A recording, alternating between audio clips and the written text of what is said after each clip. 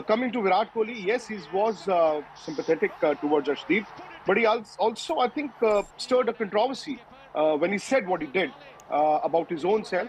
He is quite happy. He said that he's enjoying his game, and he is coming back stronger after that mental and the physical break that he took. But I think referring to the fact that when he quit as the Test captain and nobody except MS Dhoni texted him or called him. Uh, may not exactly uh, go down the desired path. He's also alluding to the fact that the other legends of Indian cricket never spoke to him. They've been appearing on television, on commentary panels, in newspapers, and giving Virat suggestions, whereas he feels that they could have done that one-on-one. I spoke to a couple of them. I spoke to a couple of former India players who would have played with Virat Kohli, of course, and who would consider themselves in if in not in Virat's league, in a league where they are Indian superstars, and they said, "हम तो बात करते थे. We used to text him, we used to call him, we used to Okay. try and speak to him, but we never could." So I'm just fearing that right in the middle of the Asia Cup and just before the World Cup, this could be a controversy which could very well have been avoided. We'll talk about that also, Vikrant. In fact, Virat Kohli, where he's come out and said that the only person who supported me was MS Dhoni. Talking about that in a bit from now, but first about that much talked about thrilling contest between India and Pakistan. But this time, the men in green were victorious by 5 wickets. And India, of course, had posted 181 for 7 with the help of a 60-run knockout from Kohli. But that didn't really prove to be enough for Pakistan, who chased down the target in the last over. The moment Rohit Sharma and KL Rahul stepped onto the field, it was raining boundaries. Pakistan were left shell-shocked, and in no time the two openers had raised a 50-run stand. This was inside the power play. Rohit was going for everything that came his way, and one such shot cost him his wicket, but not before a brisk 16-ball 28 that had set the tone for India. One wicket gave way to another, and KL Rahul also had to depart in the next over, trying to go after Shadab Khan. But India had got the start that they needed, and Virat Kohli and Suryakumar Yadav ensured that they didn't lose the momentum. Suryakumar Yadav went for a sweep, one of his most productive shots, but this time it didn't bring him the desired result, and India were now 91 for 3 in the 10th over. But Virat carried on from where he left in the last game and found virtually everything from the middle of his bat. India lost 2 quick wickets, first Rishabh Pant and then Hardik Pandya, and that somehow disrupted the momentum. A 6-over deep mid-wicket brought up Virat's second consecutive half-century of the tournament, and the pressure was back on Pakistan. He was eventually run out for 60 in the last over as India set up a challenging total for Pakistan.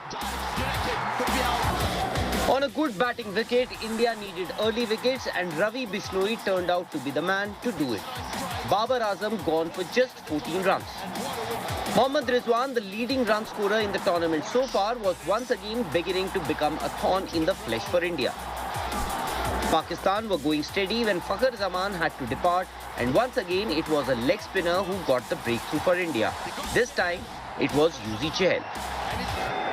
Rizwan found an able ally in Mohammad Nawaz, who was promoted up in the batting order, and the Pakistani opener soon raised his second half-century of the tournament. But from the other end, it was Nawaz who was making the difference. The game was slipping away, and Bhuvneshwar Kumar was Rohit's last throw of the dice. The pacer delivered to dismiss Nawaz, who went for a 20-ball 42. Pakistan needed 43 of the last 4 overs with 7 wickets in hand. India, however, needed the wicket of Rizwan, and Hardik Pandya got the big one. The equation now came down to 26 of the last 2 overs, and India very much had things under control. At least it seemed like that. But Pakistan got away to win the second round of this Asia Cup battle. Sports Bureau, India Today. Okay, now that was about the match between India and Pakistan. Let's talk a little about what Virat Kohli has said, that Dhoni was the only one to reach out to me during my bad phase, my low phase. Nikhil, How has this comment been taken by many others, where Kohli comes out and says that everybody else ignored me but Dhoni? Well, sir, just a couple of clarification what he says, and I know people may have misconstrued as to say that he may have been speaking about the dressing room atmosphere. In fact, he was very high praise about the current dressing room atmosphere. He said it's great. It is helping him perform at the best level. So these weren't shots fired at his current teammates. He was talking about his former teammates because he says people that he's played with. Also, there is this bit of conjecture that maybe he was talking about a few very senior players or former players that came out and gave him some advice as far as where he needs to go, where his cricket is concerned, because he's going through a lull phase, to which he said that, you know what, you have my number.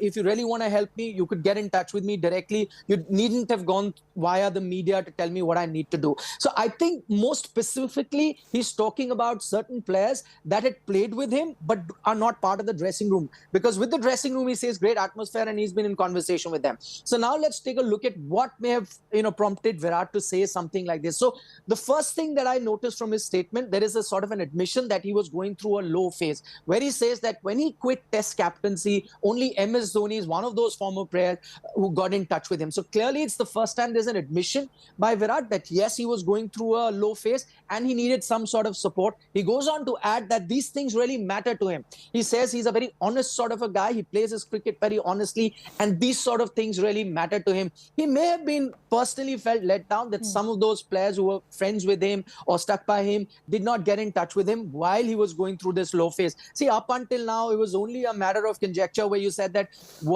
he did give away his captaincy on his own accord, but there were circumstances that kind of forced him to give captaincy, and there was a lot of talk around it. Now, when he says that phase, only MS Dhoni messages him, the first thing is he's admitting that may have been a low phase. Then he says all of that has now helped him, look at life in a different way. He says he's realized there is more to life than cricket. And I met him on this tour, Sneha, briefly, and I did see a slightly different Virat, not that high-strung Virat that we've gotten so used to. I think he stepped back. I think that break that he took for a month and a half has really helped him. He's looking life with a different perspective, and you see that these are not just lip service. These are not just statements that he's making in the media. You could see that he's looking at life from a different perspective. He's much more reassured, and he's also looking at his cricket differently. He said, I'm just going to add, he goes on to say in that interview, he said that, listen, whatever I've got till now is thanks to the Almighty. Whatever I will get will be thanks to him. There's nothing more or less that anyone else can give me. It is all up to him. So I'll continue to work hard. So more philosophical Virat is what you're seeing. And that tends to happen as you mature, as you reach a stage where you may be thinking about quitting the game.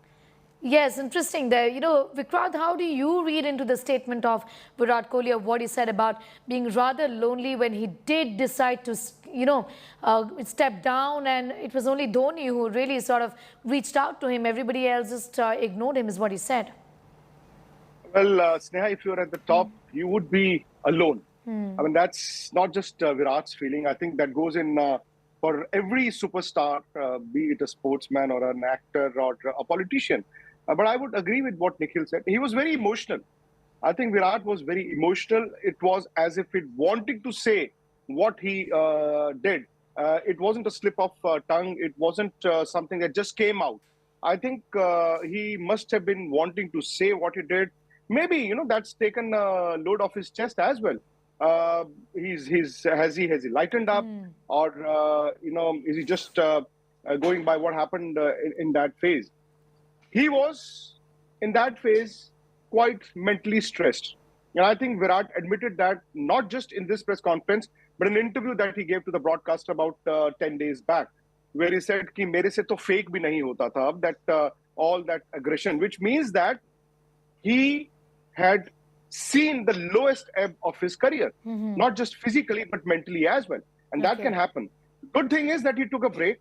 The good thing is that he started scoring runs. But what we expect from Virat and this team now is to make it to the Asia Cup final. Because I would not want this entire statement or the controversy to distract the team. The least the team wants now is distraction. They've got 2 good games coming up against Sri Lanka and Afghanistan. If they beat them, only then the Indians would reach the finals of the Asia Cup. Personal runs, if India doesn't make it to the Asia Cup, will not necessarily matter that much, Neha.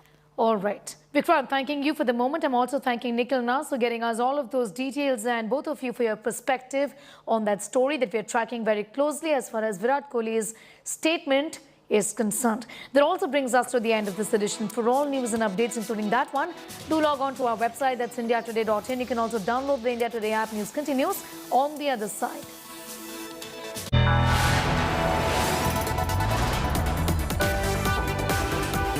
You are watching India Today.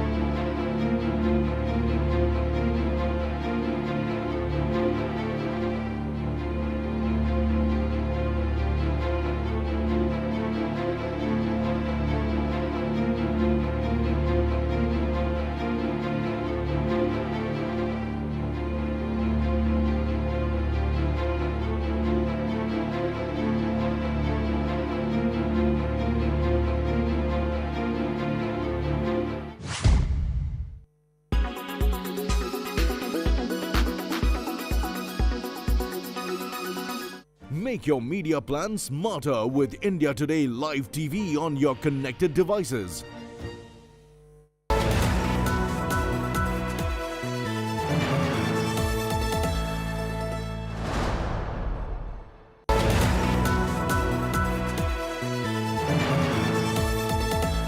In association with new Ather 450X, now with 146 kilometers range. Acco, download the app now.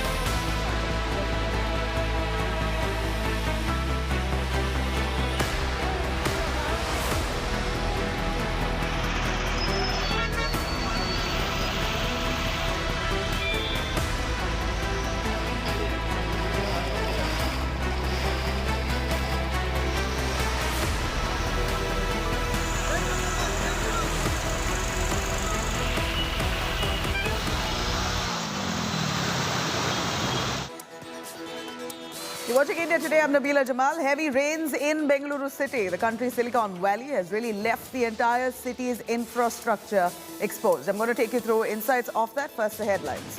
Bengaluru goes underwater. Overnight rains, classrooms flooded, massive waterlogging and traffic snarls return.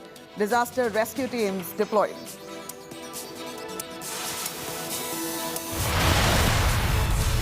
Doctors reveal billionaire tycoon Cyrus Mistry suffered fatal head injuries in the crash. Cops say not wearing a seat belt in the rear seat may have really led to the former Tata chief's death. Rape accused Muruga Seer denied bail. Chittadurga court sends him to jail until September 14th.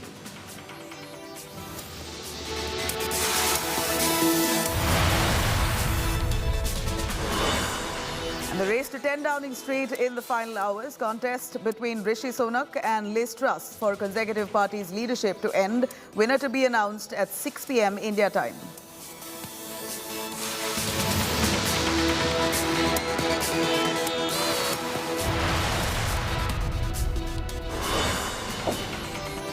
And cricketer Arshdeep savagely trolled for dropping a catch of Pakistani batsman Asif Ali. Ace cricketers, including Virat Kohli, Harbhajan Singh, back him. He's not happy, the skipper.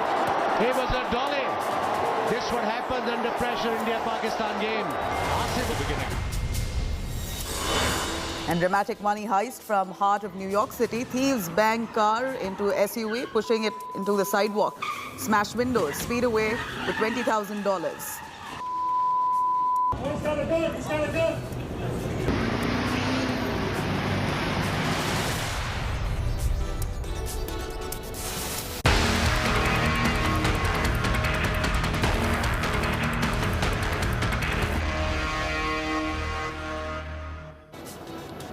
All right, we're seeing torrential rains batter Silicon Valley. Priyanka, who's right there on ground, gives us insights on what exactly is happening in Bengaluru city. Priyanka, take us through exactly what we see on the streets. Year after year, we're seeing a similar problem, perennial problem. Doesn't seem like the civic agencies are able to fix it. Take it away. Torrential rains batter Silicon Valley, Bengaluru. Large parts of the city have been inundated due to waterlogging in several areas. Now, this has exposed the chinks in the city's crumbling infrastructure. The outer ring road, major arterial roads and large swaths of Bengaluru have been flooded. The thunderstorm began around 8 p.m. on Sunday, lashed almost all parts of the city. Massive traffic jam on Marthalli Silk Boat Junction Road in Bengaluru amid severe waterlogging. Met Department has forecast moderate to heavy rainfall in Bangalore till Wednesday. Major IT and banking companies along the outer ring road corridor on Sunday wrote to Karnataka Chief Minister saying that flooding caused by incessant rains have led to a loss of 225 crores on a single day. They have also urged Bommai to address infrastructure issues in the city. Meanwhile, Basavaraj Bommai has said that he would address the issues of the IT companies and also discuss compensation and other related damages caused due to rain. My colleague Sagai Raj, who's been tracking the flooding in several parts of the city, is reporting from Hormavu. Sagai, take us through what's happening there.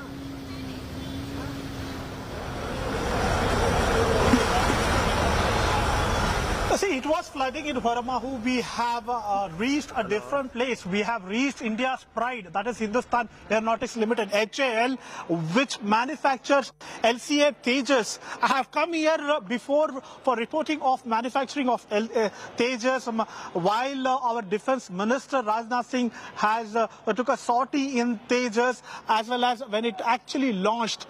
But this time it is even more sad. You can see here, this entire premises is being flooded. The compounds are completely shut. LCA Tejas HL compounds are completely shut. But I could see through that particular compound. It has been flooded even inside the HL. And you can see the connection towards Yamluru and Bellandur has been completely disconnected due to flooding in this particular area, and a high-end BMW car has been completely drowned. People are unable to commute from that side of area towards main road. This side you will get to see Yamluru, Bellandur as well as HL area which connects major IT corridors. But the road which connects IT corridor has been completely flooded. It is above knee level. You would have just seen one vehicle just pass through this particular place and it was a floodplain situation. You can see a high-end car opposite to HL. India's pride has been completely drowned here. And the waters are flooding even inside the Hindustan Aeronautics Limited.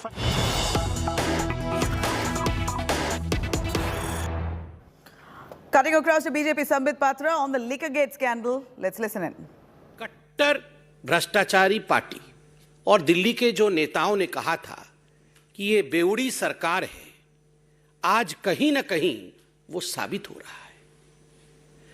बिल्कुल black and white में आज इस sting में आप देखेंगे कि अरविंद केजरीवाल और उनके सिपह सलार मनीष सिसोदिया ने किस प्रकार से मोटा माल कमाया है, अपने मित्रों से कैसे पैसे कमाए हैं, कैसे दलाली ली है।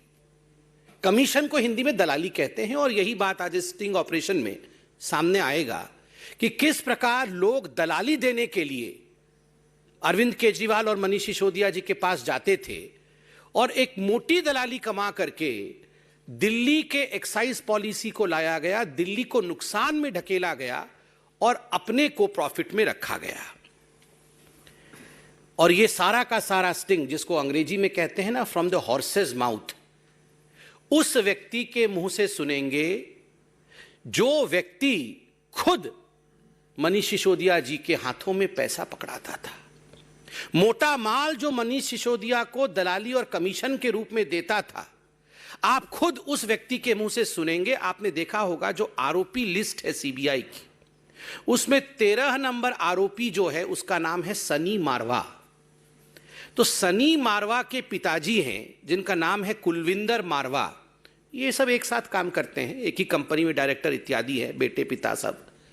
तो ये कुलविंदर मारवा का एक स्टिंग ऑपरेशन सामने आया है जिसमें वो पूरा मोडस ऑपरेंडाई, किस प्रकार से कमीशन खाया जाता था और केजरीवाल सरकार की नीति कैसी थी, इसका पर्दाफाश करते हैं। मैं अब निवेदन करूंगा मंच से कि जरा लाइट को धीमी करके अरविंद केजरीवाल जी के काले कारनामों को स्टिंग ऑपरेशन के माध्यम से देखा जाए और आप सब भी स्टिंग मास्टर के स्टिंग को देखिए।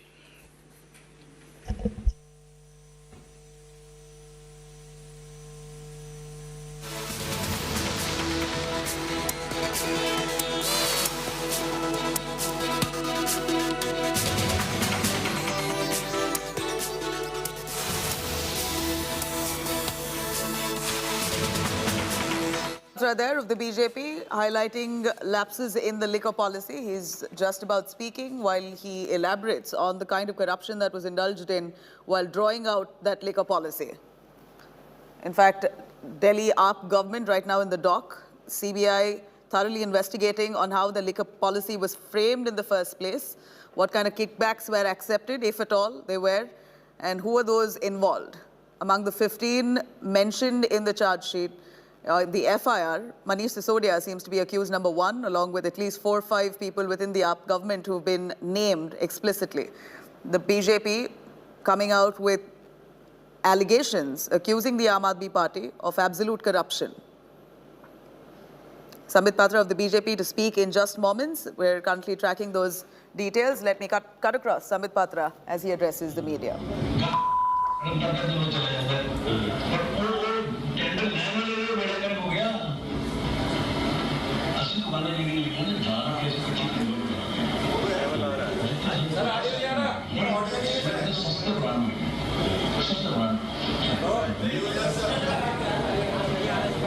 आवाज के लिए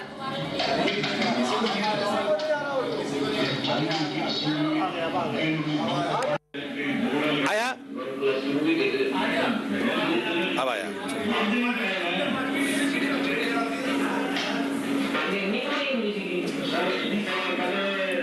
कराने को बोल रिपीट कर मुझे लगता है कोई आवाज में डिफिकल्टी थी तो हम शुरू से इसे रिपीट कर रहे हैं ताकि आप लोग दोबारा देख सके और सुन सके प्लीज रिपीट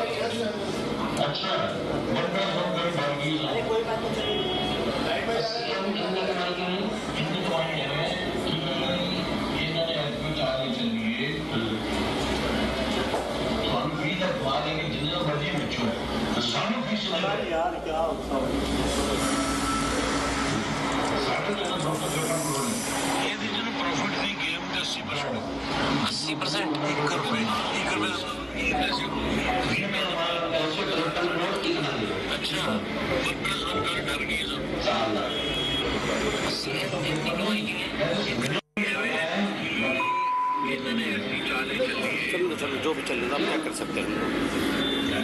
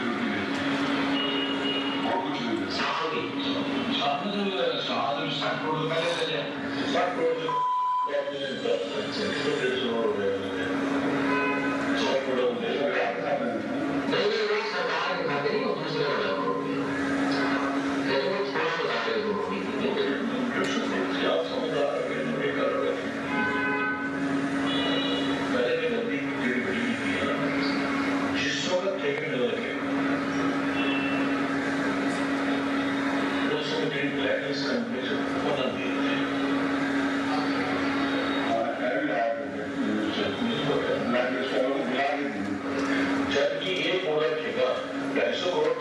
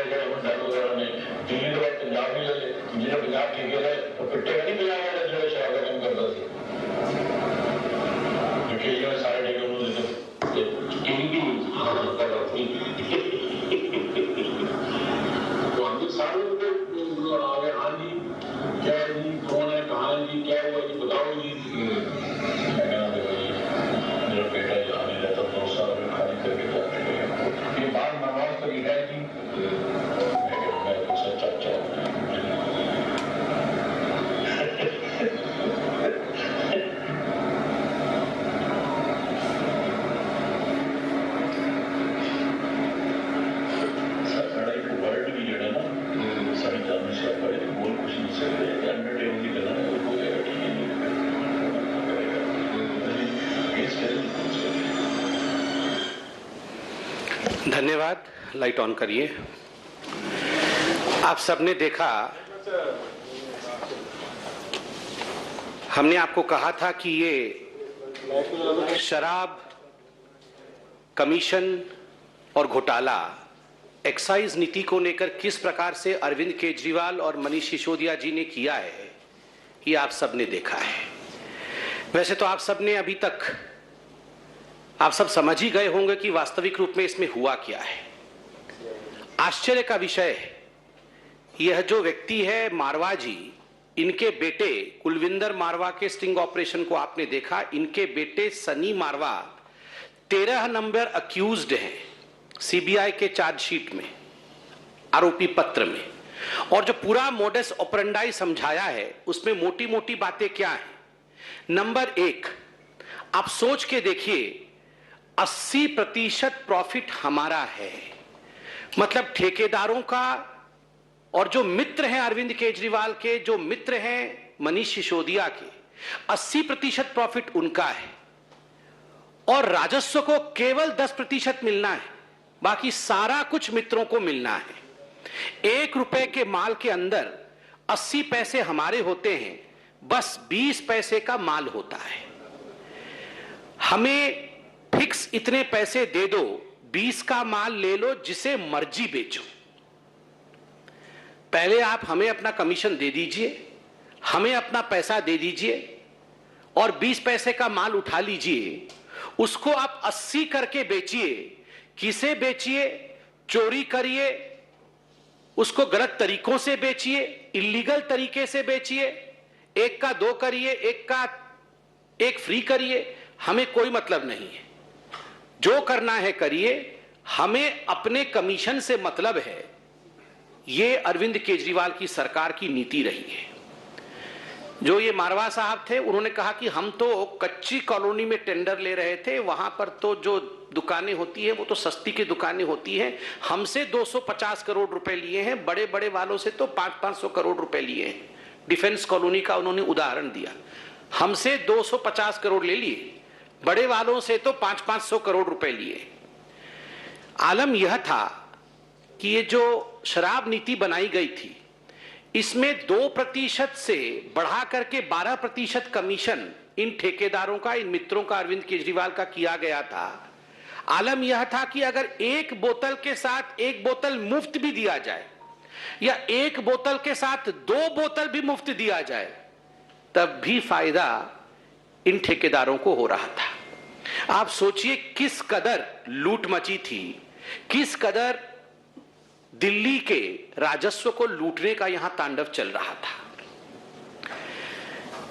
20 पैसे का मान लो, जो मर्जी करो, सानू फिक्स्ड पैसे दे दो, सरकार का रोल खत्म, जो मर्जी करो हमें पता नहीं, चोरी करो, जो करना है करो। आपने सुना मारवा साहब, सरकार का रोल खत्म, जो मर्जी करो हमें पता नहीं, चोरी करो, जो करना है करो। आपने सुना मारवा साहब को। सबसे बड़ी बात, वहां कोई व्यक्ति था, तीसरा व्यक्ति, जिसने पूछा क्या ये पैसे जो है ये सरकारी खाते में जा रहे थे? ना, ये सरकारी खाते में नहीं जा रहे थे, तो ये कोई लाइसेंस फीस इत्यादि नहीं थे। एक एक व्यक्ति से पहले मालूम पड़ा कि 60-60 करोड़, जैसे इनसे मारवा साहब से 60 करोड़ रुपए लिया होगा अपने व्यक्तिगत कमीशन के लिए।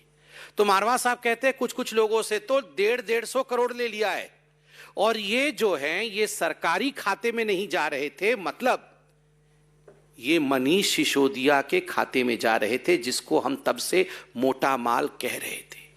मोटा माल 60 करोड़ का किसी से, मोटा माल 150 करोड़ का किसी से। आप सोच के देखिए किस कदर लूट और घपला दलाली मची हुई थी। यहां पर स्पष्ट शब्दों में मारवा साहब, जिनका स्टिंग हुआ है, वो कहते हैं एक गलती तो बड़ी कर दीजिए इन्होंने, ब्लैक लिस्टेड कंपनियों को बुला बुला करके इन्होंने टेंडर दिया है। मनोज जी बैठे हैं, आदेश जी बैठे हैं, हरीश जी बैठे हैं। डे 1 से हमारे इन नेताओं ने आवाज बुलंद की थी कि ब्लैक लिस्टेड कंपनी को आपने आखिरकार टेंडर क्यों दिया। एक्साइज विभाग में कंप्लेंट किया गया था 2021 में कि एनरिच कंपनी और ये जो इंडो स्पिरिट कंपनी है, इनके रिटेलर्स भी हैं, खाओ गली इत्यादि, ये ब्लैक लिस्टेड हैं, इनको आप मत दीजिए टेंडर। कंप्लेंट के बावजूद मनीष सिसोदिया जी ने टेंडर दिया, क्योंकि मोटा माल मिल रहा था। ये तो बिल्कुल ओपन एंड शट केस है। ये तो खुद मारवा जो इसमें इन्वॉल्व है वो कह रहे हैं। और देखिए सबसे बड़ी बात, यहां खुद मारवा जी कह रहे हैं कि 2% से 12% क्यों बढ़ाया गया। हमने सवाल पूछा था कि एक बोतल पे जो कमाई होगी, पहले रिटेलर की कमाई जो होती थी, पहले जो ठेकेदारों की कमाई होती थी वो मात्र 2% होती थी। केजरीवाल जी की सरकार ने उसे बढ़ा करके 12% किया। क्यों किया? तो मारवा जी कहते हैं क्योंकि उसमें से हमें कमीशन केजरीवाल जी को देना था। हमें कमीशन जो है 6% का मनीष सिसोदिया को देना था, और परेशानी यह थी कि यह जो कमीशन है इसको हम ब्लैक में कैसे दें, इतनी मोटी रकम को हम ब्लैक में कैसे कन्वर्ट करें। उन्होंने उदाहरण दिया कि 100 करोड़ की गाड़ी आएगी तो 12 करोड़ कमीशन होगा, 12 करोड़ में से 6 करोड़ उसी दिन जाके मनीष सिसोदिया को देना है। अब हमें समझ में नहीं आता था कि ये 6 करोड़ कोई छोटा रकम तो नहीं है, इसको हम कन्वर्ट कैसे करें ब्लैक मनी में, क्योंकि हमारे पास तो पैसे नहीं है, नोट में देने हैं। तो आप सोचिए किस कदर यहां लूट मची हुई थी। आज इसका खुलासा हुआ है। पहली बात, 80% का जो प्रॉफिट है वो दिल्ली की जनता के जेब से निकाल करके मनीष सिसोदिया और अरविंद केजरीवाल ने अपने यारों के, अपने मित्रों के दलाली के माध्यम से उनके जेब में डाला। दूसरी बात, अपना कमीशन रख लिया और उसके बाद जो करना है करो, दिल्ली की जनता के साथ जो करना है करो। ये छूट ठेकेदारों को और अपने मित्रों को अरविंद केजरीवाल और मनीष सिसोदिया ने दिया। तीसरी बड़ी बात, ब्लैक लिस्टेड कंपनी को बुला बुला कर दिया गया यहां पर कि आप जो है ठेके आके लीजिए। चौथी बड़ी बात, इस पूरे में काले धन के रूप में पैसे को कन्वर्ट करके, व्हाइट मनी को ब्लैक में कन्वर्ट करके अरविंद केजरीवाल और मनीष सिसोदिया जी तक पैसा पहुंचाया जाता था। आप सोचिए किस कदर यहां घपला घोटाला चल रहा था। आज आपने एक वीडियो देखा है, बिल्कुल इसमें कोई संशय नहीं है कि जिस प्रकार से लूट मचाई गई है, जिस प्रकार से दलाली खाई गई है, ऐसे अनेक वीडियो अब कुछ दिनों के अंदर सामने आने वाला है। आज मैं इस मंच से, हमारे सभी नेतागण मौजूद हैं, मैं एक अपील करना चाहता हूं भारतीय जनता पार्टी की तरफ से। ये अपील उन तमाम लोगों को है जिन्होंने मनीष सिसोदिया जी को, अरविंद केजरीवाल जी को पैसा पहुंचाया है, जिन्होंने कमीशन दिया है। आप डरिए मत, आप घबराइए मत। आप अपने वीडियो बना करके कि आपकी कौन सी कंपनी थी, दिल्ली के कौन से जोन में आपने कौन सा ठेका लिया था, कहां टेंडर डाला था और कितना कमीशन आपने अरविंद केजरीवाल या मनीष सिसोदिया जिसके भी हाथ में दिया हो, कितना कमीशन आपने उनको दिया, ये वीडियो बना करके आप डालिए। आप सीबीआई के पास जाइए, बिल्कुल निर्भीक होके जाइए। ये देशभक्ति का काम होगा। देश के लोगों का पैसा लूटा गया है तो इसको उजागर करना, स्टिंग बना करके डालना, वीडियो डालना कि हमारे से मनीष सिसोदिया ने 100 करोड़ लिए, 150 करोड़ रुपए लिए, हमने फलाने तारीख को फलाने जगह दिए। आप बिल्कुल डरिए मत, आप सामने आइए।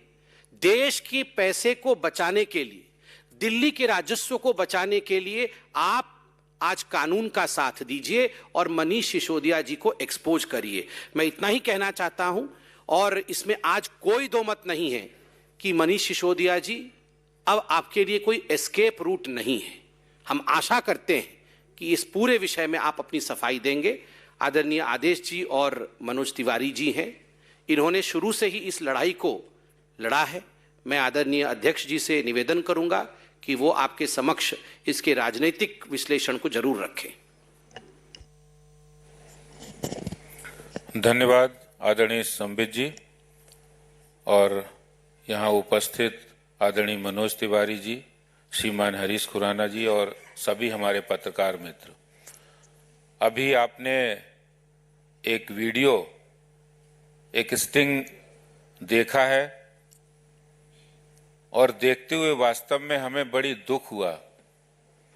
एक मन में तकलीफ हो रही थी एक तरफ कि एक ऐसा व्यक्ति जिसने दिल्ली को पता नहीं। All right, that's the BJP Sambit Patra there claiming the Liquorgate link of Arvind Kejriwal and Manish Sisodia. They seem to have gotten some proof which they've shared through that presentation while they speak before the media. India Today, of course, tracking those developments. The Liquorgate scandal really putting the Aam Aadmi Party in Delhi in the dock. They've got to explain a lot more. Details on the other side. Stay with us.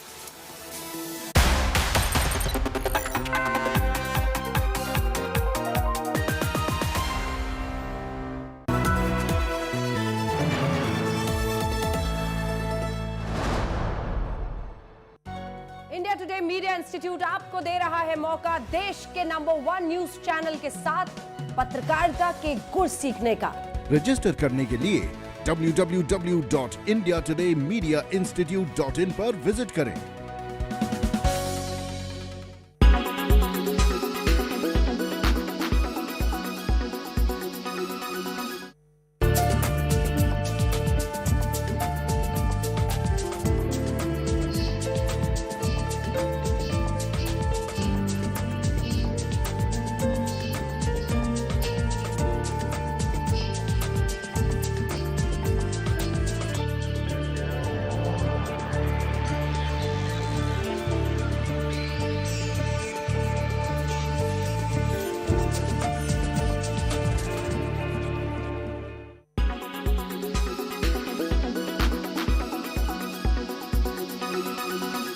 Make your media plan smarter with India Today Live TV on your connected devices. Everyone's busy finding what's trending. You're busy finding out why. India Today for those who research before reacting. Download the India Today app now. Make your media plan smarter with India Today Live TV on your connected devices.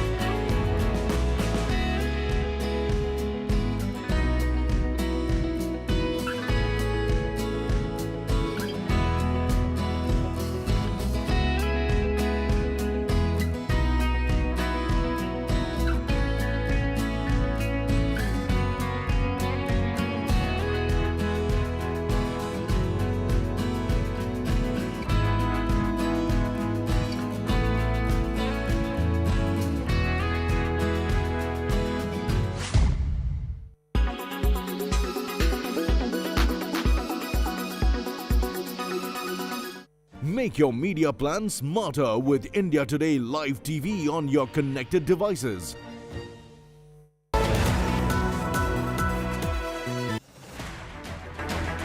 I don't read the news.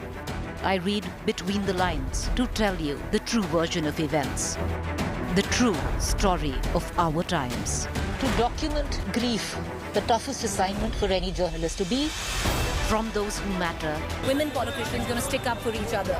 of those who should matter. I document the truth. I don't distort the truth. I don't glamorize the truth. I don't gloss over the truth. The ghosts of India's contentious medieval history have come knocking again. I hustle for the truth. On the ground, in the newsroom, in the studio. I don't try to grab eyeballs. I inform you to make you see the point. To the Point with Preeti Chaudhary. At these times, only on India Today. Co-powered by RK Marble, Khoobsurat Imandari. In association with JioMart, Har Ghar Ka Mart.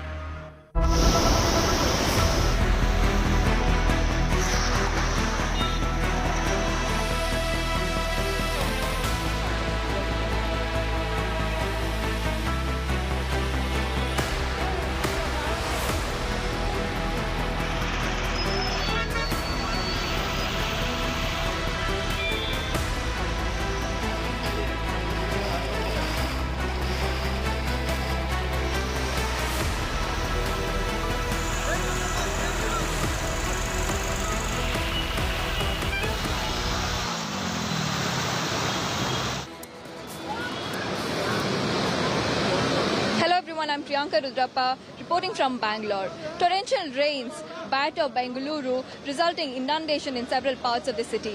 Several parts of the city have been waterlogged and inundation have been reported as torrential rains battered Bengaluru. The outer ring road, major arterial roads and large spots of Bengaluru flooded. The thunderstorm began around 8 p.m. on Sunday, lashed almost all parts of the city.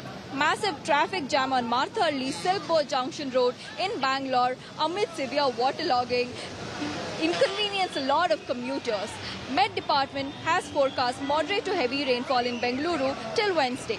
Major IT and banking companies along the outer ring road corridor on Sunday wrote to Karnataka Chief Minister saying that flooding caused by incessant rains have led to a loss of 225 crores on a single day. They've also urged Bommai to address infrastructure issues in the city. Karnataka Chief Minister Bommai says he would address the issues of the IT companies and also discuss compensation and other related damages caused due to rain. We have reaction coming from Karnataka Chief Minister Basivaraj Bommai, who has said that he would look into the compensation and the infrastructure woes in the city. ಎಲ್ಲ ಸಮಸ್ಯೆಗಳನ್ನು ಚರ್ಚೆ ಮಾಡಿ ತೀರ್ಮಾನಗಳನ್ನು ಮಾಡಿ ಪರಿಹಾರ ಕೊಡೋದಕ್ಕೆ ಎಲ್ಲ ಅವರು ಕಾನ್ಫಿಡೆನ್ಸ್ ತೋರಿದ್ರು. ಎಲ್ಲ ಸಮಸ್ಯೆಗಳನ್ನು ಚರ್ಚೆ ಮಾಡಿ ತೀರ್ಮಾನಗಳನ್ನು ಮಾಡಿ ಪರಿಹಾರ ಕೊಡೋದಕ್ಕೆ ಎಲ್ಲ ಅವರು confidence ತೋರಿದ್ರು. Downpour in Bengaluru city had created havoc across many places, including Outer Ring Road, Horamavu, Bengaluru East, Koramangala and Indiranagar area. And we are at Sai Baba layout in Horamavu, and you can see the kind of flooding which has happened overnight rain in this particular area. And this is not something new for the residents here, but there are several promises which was being made by local MLAs, ministers and chief minister who had visited this place last time, but nothing has been fulfilled. Every time whenever it is raining in this area, it has been flooded, and it was up to the knee level around 3 a.m. Now the water has receded slowly. People are struggling to remove their vehicles. Children are struggling to go to schools because of these kind of flooding situation. Definitely, you can see here it was up to the knee level. Now it has slowly receded and it has come below, but situation seems to be the same in Silate in Horamavu. Video journalist Shivu Sagairaj reporting for India Today, Bengaluru. Heavy downpour in Bengaluru city had created havoc across many places, including Outer Ring Road, Horamavu, Bengaluru East, Koramangala and Indranagar area. And we are at Sai Baba layout in Horamavu, and you can see the kind of flooding which has happened overnight rain in this particular area. And this is not something new for the residents here, but there are several promises which was being made by local MLAs, ministers and chief minister who had visited this place last time, but nothing has been fulfilled. Every time whenever it is raining in this area, it has been flooded, and it was up to the knee level around 3 a.m. Now the water has receded slowly. Let us hear from the resident what they have to say. Sir, how is the situation whenever it rains, especially the rain which has reported last night seemed to be quite heavy, and it is a similar situation you get to see here? I think this is the fourth or fifth time we have been facing it. There is no way out, for the water to go. That's the reason, this is a common scenario. In fact, last time also we have spoken to, media and even minister, whoever came. But the situation is not going to change. Okay. Yeah, people are struggling to go to their offices. People are struggling to remove their vehicles. Children are struggling to go to schools because of these kind of flooding situation. Definitely, you can see here, it was up to the knee level. Now, it has slowly receded and it has come below. But situation seems to be the same in Sailet in Horamavu. Video journalist Shivu Sagairaj reporting for India Today, Bengaluru. This is the fourth or fifth time we have been facing it. There is no way out, for the water to go. That's the reason, this is a common scenario. In fact, last time also we have spoken to, media and even minister, whoever came. But the situation is not going to change. We request the government, the corporator or corporation or whoever it may be. See, they can put a pipeline and do this thing so that the water can go outlet and the people of residency, they can stay. Now the children are not going to school, people are not going to work, and we cannot take out our bikes. These are all the problems we are facing. Yeah, all of a sudden he felt inside in that water. In the drainage? Yes, in the drainage. They digged one big hole there, but they didn't even kept any signage for the who will walk there, see. I didn't even know what happened. I just went there, the bag was there. I just seen bag. Then later on, like 40-50 seconds, I just saw his head. So I pulled out his hair and he came out. Last 3 years, 4 years, 5 years, they have been warning that there will be a lot of rain and we have to clear up these stormwater drains. Whatever the encroachments are there, whatever is there, the passage for the water has to be given. No action is being taken. This is unfortunate of this BJP government. Earlier, no this type of governance was there. There are a lot of rains have been coming, it is being said. And the warnings have been come, but government is not up to the mark to prepare itself. I think we have to wait for 5-6 months. Let this government be thrown out by the people of Karnataka. We will just work out a solution. We had a solution. We are working for a new Bangalore. The incessant rainfall has wreaked havoc in several parts of the city. The overnight rainfall has brought life to a standstill here. My cousin Sagai, my colleague Sagai Raj joins us from Bellandur, where massive flooding has also been reported. Sagai, take us through what's happening at Bellandur at the moment. For the benefit of the viewer, we are giving a better aerial shot from this particular place, and you can see we are exactly on road which connects Emluru and Domluru, and we also have India's pride, HAL's LCA Tejas division, where they manufacture our Tejas, which is the pride of India. And this particular road and the block has been completely blocked due to inundated water due to heavy rain last night. And you can see here, high-end car which belongs to HL, it has been completely drowned. The water is there inside the car, and the parking area also of HL, which has been completely flooded. the vehicles which are parked in the flooded parking area. And if I just explain to you this particular area, this is Ebluru and Belanduru connecting road from old airport area, and this is a IT corridor where you will get to see lot of vehicles which connects the IT companies. On the other side you have EcoSpace, you have several IT companies on this particular stretch, but the communication or the road from Emluru to Belanduru has been completely cut off. People are struggling to come to the other side of the road, and you can see they are using tractors to supply all kind of relief materials, food materials, water to the people in Emluru and Belanduru. For the benefit of the viewers, this is a Silicon Valley, this is an IT corridor, and you have n number of companies, hundreds of companies on outer ring road. Lakhs of people are working on this particular place, and this is a condition of the city. Few hours of heavy downpour washes away half of the Bengaluru, Koramangala, Outer Ring Road, EcoSpace, Whitefield, Marathalli, Mahadevpura, Bengaluru East, Horamavu, and many places across Bengaluru. You will get to witness these kind of situation.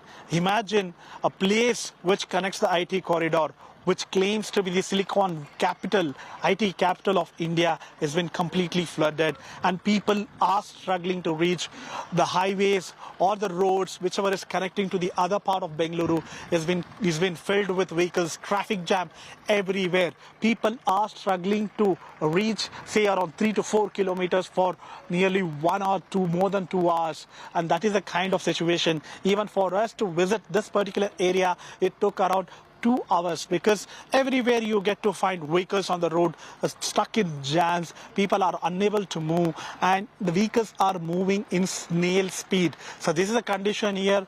People are struggling. Just 30 to 45 minutes of rain, the entire city has been flooded. Back to you, Priyanka.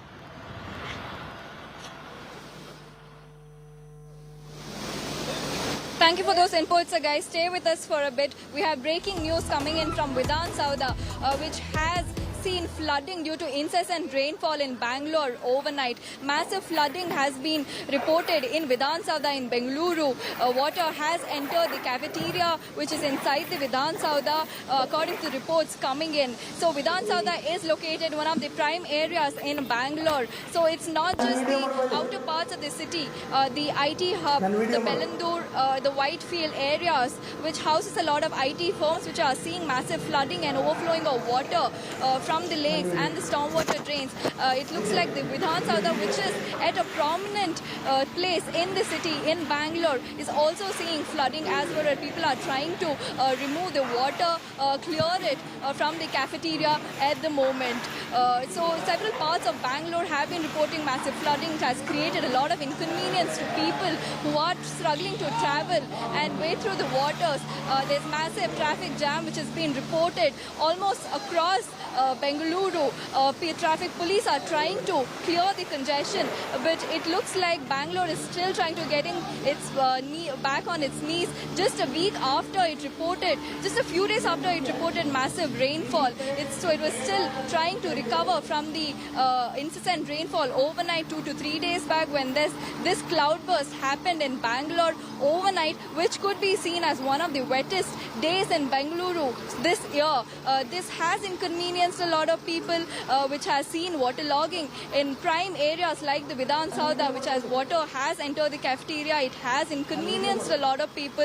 Vidhan Sauda is where which houses the offices of the ministers and the politicians. It is in a prime area in the city. So this is quite appalling. Bangalore, which boasts of this IT hub and the IT infrastructure here, which this has exposed the chinks in the infrastructure, and we'll have to wait and see what Karnataka Chief Minister Basavaraj Bommai, what action he will take in the coming days, with a lot of people urging him to address these issues at the earliest. My colleague Sagaira joins us on the latest news coming in from flooding which has been reported in Bangalore in several areas. Sagai, take us through what's happening so far. So far, the civic authorities are trying their level best to clear the water in many parts of Bengaluru. But the question is whether you have enough staff to address this issue, whether you have people from SDRF, from NDRF to get rid of these kind of flooding areas. If you notice, this is a IT corridor connecting road in Bengaluru, and it has been completely flooded. And Priyanka, this is not something new for Bengalurians, because whenever there is a monsoon rains, these kind of rains are anticipated, and we have seen in past of many years we have seen these kind of floods, these kind of water, these kind of rain. But the question is why the civic authorities are not learning from their previous experience. There are several promises made by these politicians, including Bengaluru Development Minister, where you have huge amount of budget for BBMP, probably one of the second highest budget after Mumbai Municipal Corporation you have for Bengaluru in across the country. But still, this is a kind of civic apathy that you get to witness whenever it rains. The civic authorities say that they are trying to do a better, to provide a better corridor or better facilities for the people. But end of the day, when it rains, this is how it is going to flood. But no solution so far. There are huge promises. They are trying to show skies to the people whenever they come seeking for votes during election, whether it is BBMP election or assembly election. But after coming back to power, it is the same situation, irrespective of parties, whether it is BJP or Congress. We have seen similar kind of flooding every time, especially in low-lying areas. When Siddaramaiah was the chief minister, at that point of time, there was an announcement to raise down all illegal construction on storm water drain. Even at that point of time, there were demolition drive which was being announced to ensure that they clear a path for all this rainwater. But what is the solution? Every year you get to see, after Siddaramaiah you had B.S. Yediyurappa, after B.S. Yediyurappa you have now Basavaraj Bommai, and even I forgot to mention JDS party was also in power. That was H.D. Kumaraswamy when he was in power. It was a similar kind of situation where there is no solution. If at all, one minister, one Bengaluru Development Minister, because you have a special portfolio for Karnataka government. You have a Bengaluru portfolio which is given to one particular minister who exclusively take care of Bengaluru. Issues like this, better facility, better infrastructure is the only duty of them. And there are several promises which has been made in the manifesto as well. Whether it is BBMP election, whether it is state assembly election, they always include that they will give a better facilities for the people here in Bengaluru. They will ensure that they will try to give a better stormwater drain for these kind of rainwater where it can flow. But nothing has been done practically on the ground. The civic authorities also every year come here and try to clear the water, but after that, the consecutive years, the similar kind of situation exists. The larger question which has been asked by the public is that you know very well, this year when it rains, these kind of situation might arise. Why are you not getting prepared? Why are you not learning lessons from your previous experience? Even this year you have seen the floods, and if you have not learned the lesson this year, again, the next year, similar kind of situation will be repeated. And you can see the entire road, the part of Emluru and Belaguru. Joining us, we'll come back to you in a bit. Bengaluru is facing a flood-like situation after heavy rains pounded Karnataka capital. Several regions, especially the IT corridors, have witnessed inundation. Let's take a look at the images.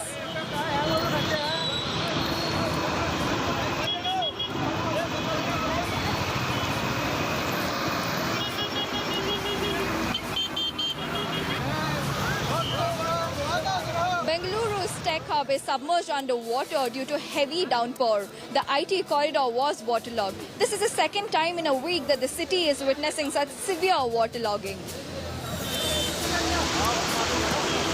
Even the gods are not spared from the rain fury.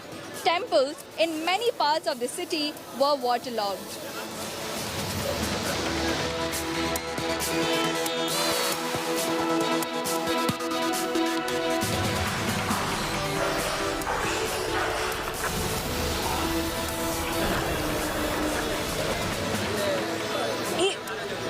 Even the gods are not spared from the rain fury.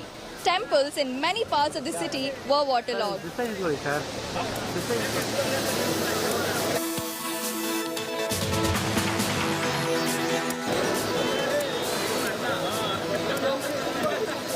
Amidst the heavy downpour in Bengaluru, a man was seen using boat to travel in the area due to severe waterlogging.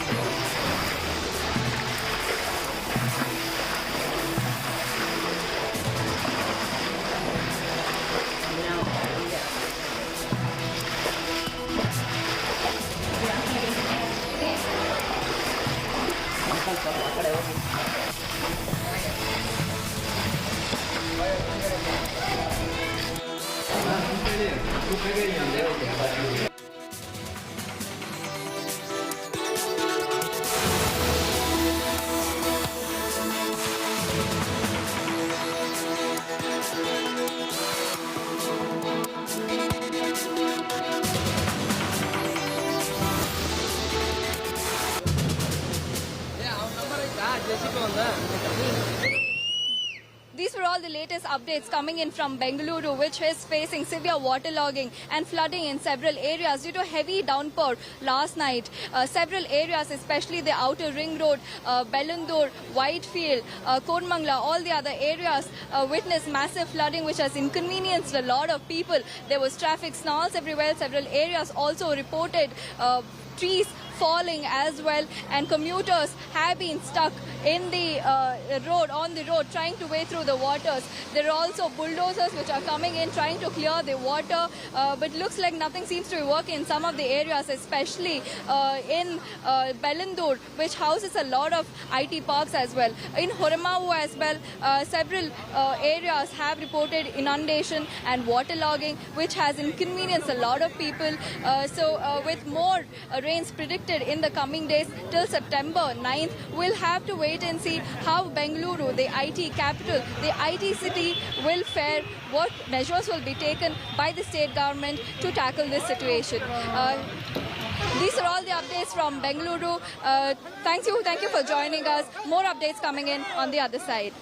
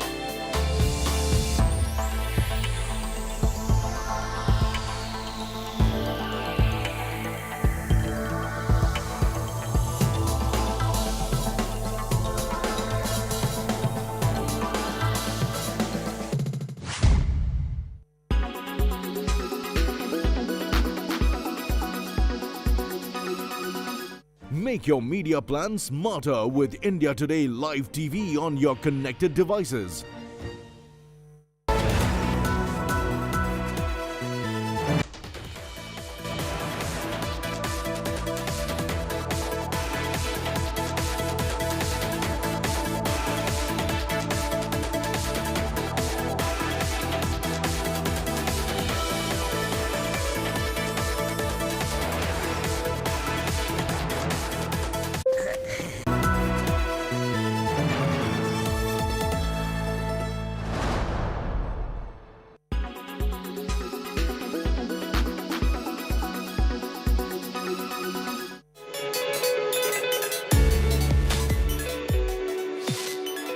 On average, global temperatures have already increased by 0.8 degrees Celsius since the onset of industrialization.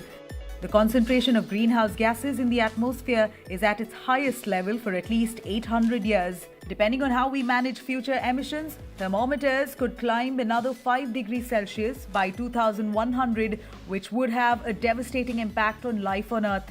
Even in the most optimistic scenarios, the acceleration of global warming threatens available resources of drinking water and food security for millions of people. Production of the world's 4 major food crops, wheat, maize, rice and soybean, will be reduced. And yet by 2050, food production will need to be doubled to feed the 9 billion people populating the planet. Simultaneously, 20 to 30% of animal and vegetable spices are facing extinction because temperatures are changing too fast for them to be able to adapt. Sea level is predicted to rise between 26 and 98 centimeters by the end of the 21st century due to melting glaciers and thermal expansion of ocean water. This is likely to trigger large-scale migrations of people around the world currently living in low-lying river deltas.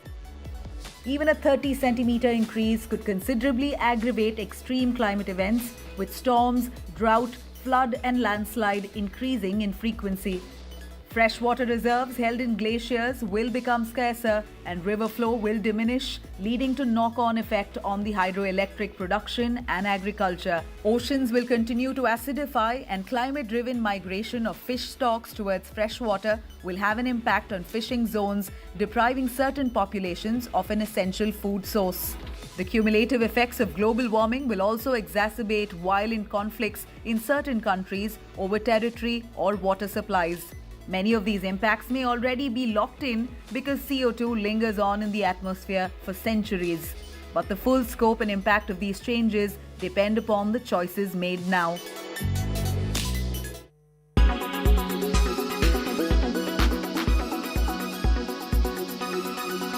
Make your media plan smarter with India Today Live TV on your connected devices. In association with new Ather 450X, now with 146 kilometers range. Acco, download the app now.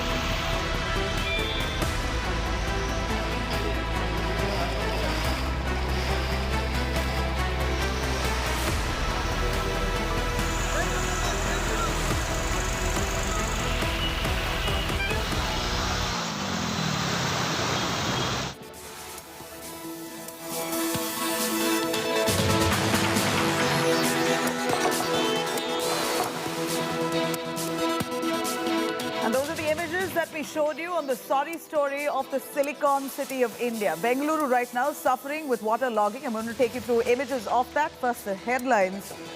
Bengaluru goes into water logging, right? Overnight rains leaves the infrastructure completely exposed. Classrooms flooded, massive water logging, traffic snarls there. Normal life thrown out of gear. Doctors reveal billionaire tycoon Cyrus Mistry suffered fatal head injury in the crash. Cops say not wearing a seat belt in the rear seat may have led to the Tata chief's death. Rape accused Murga Seer denied bail. Chitradurga court sends him to jail until September 14th.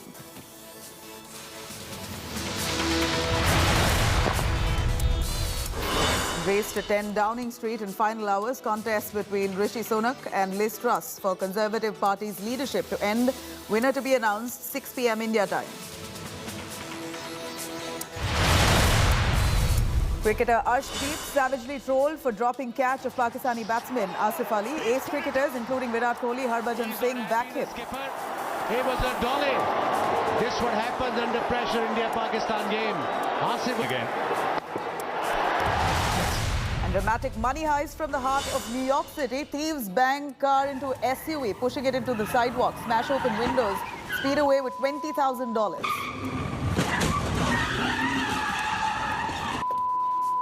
He's got a gun! He's got a gun!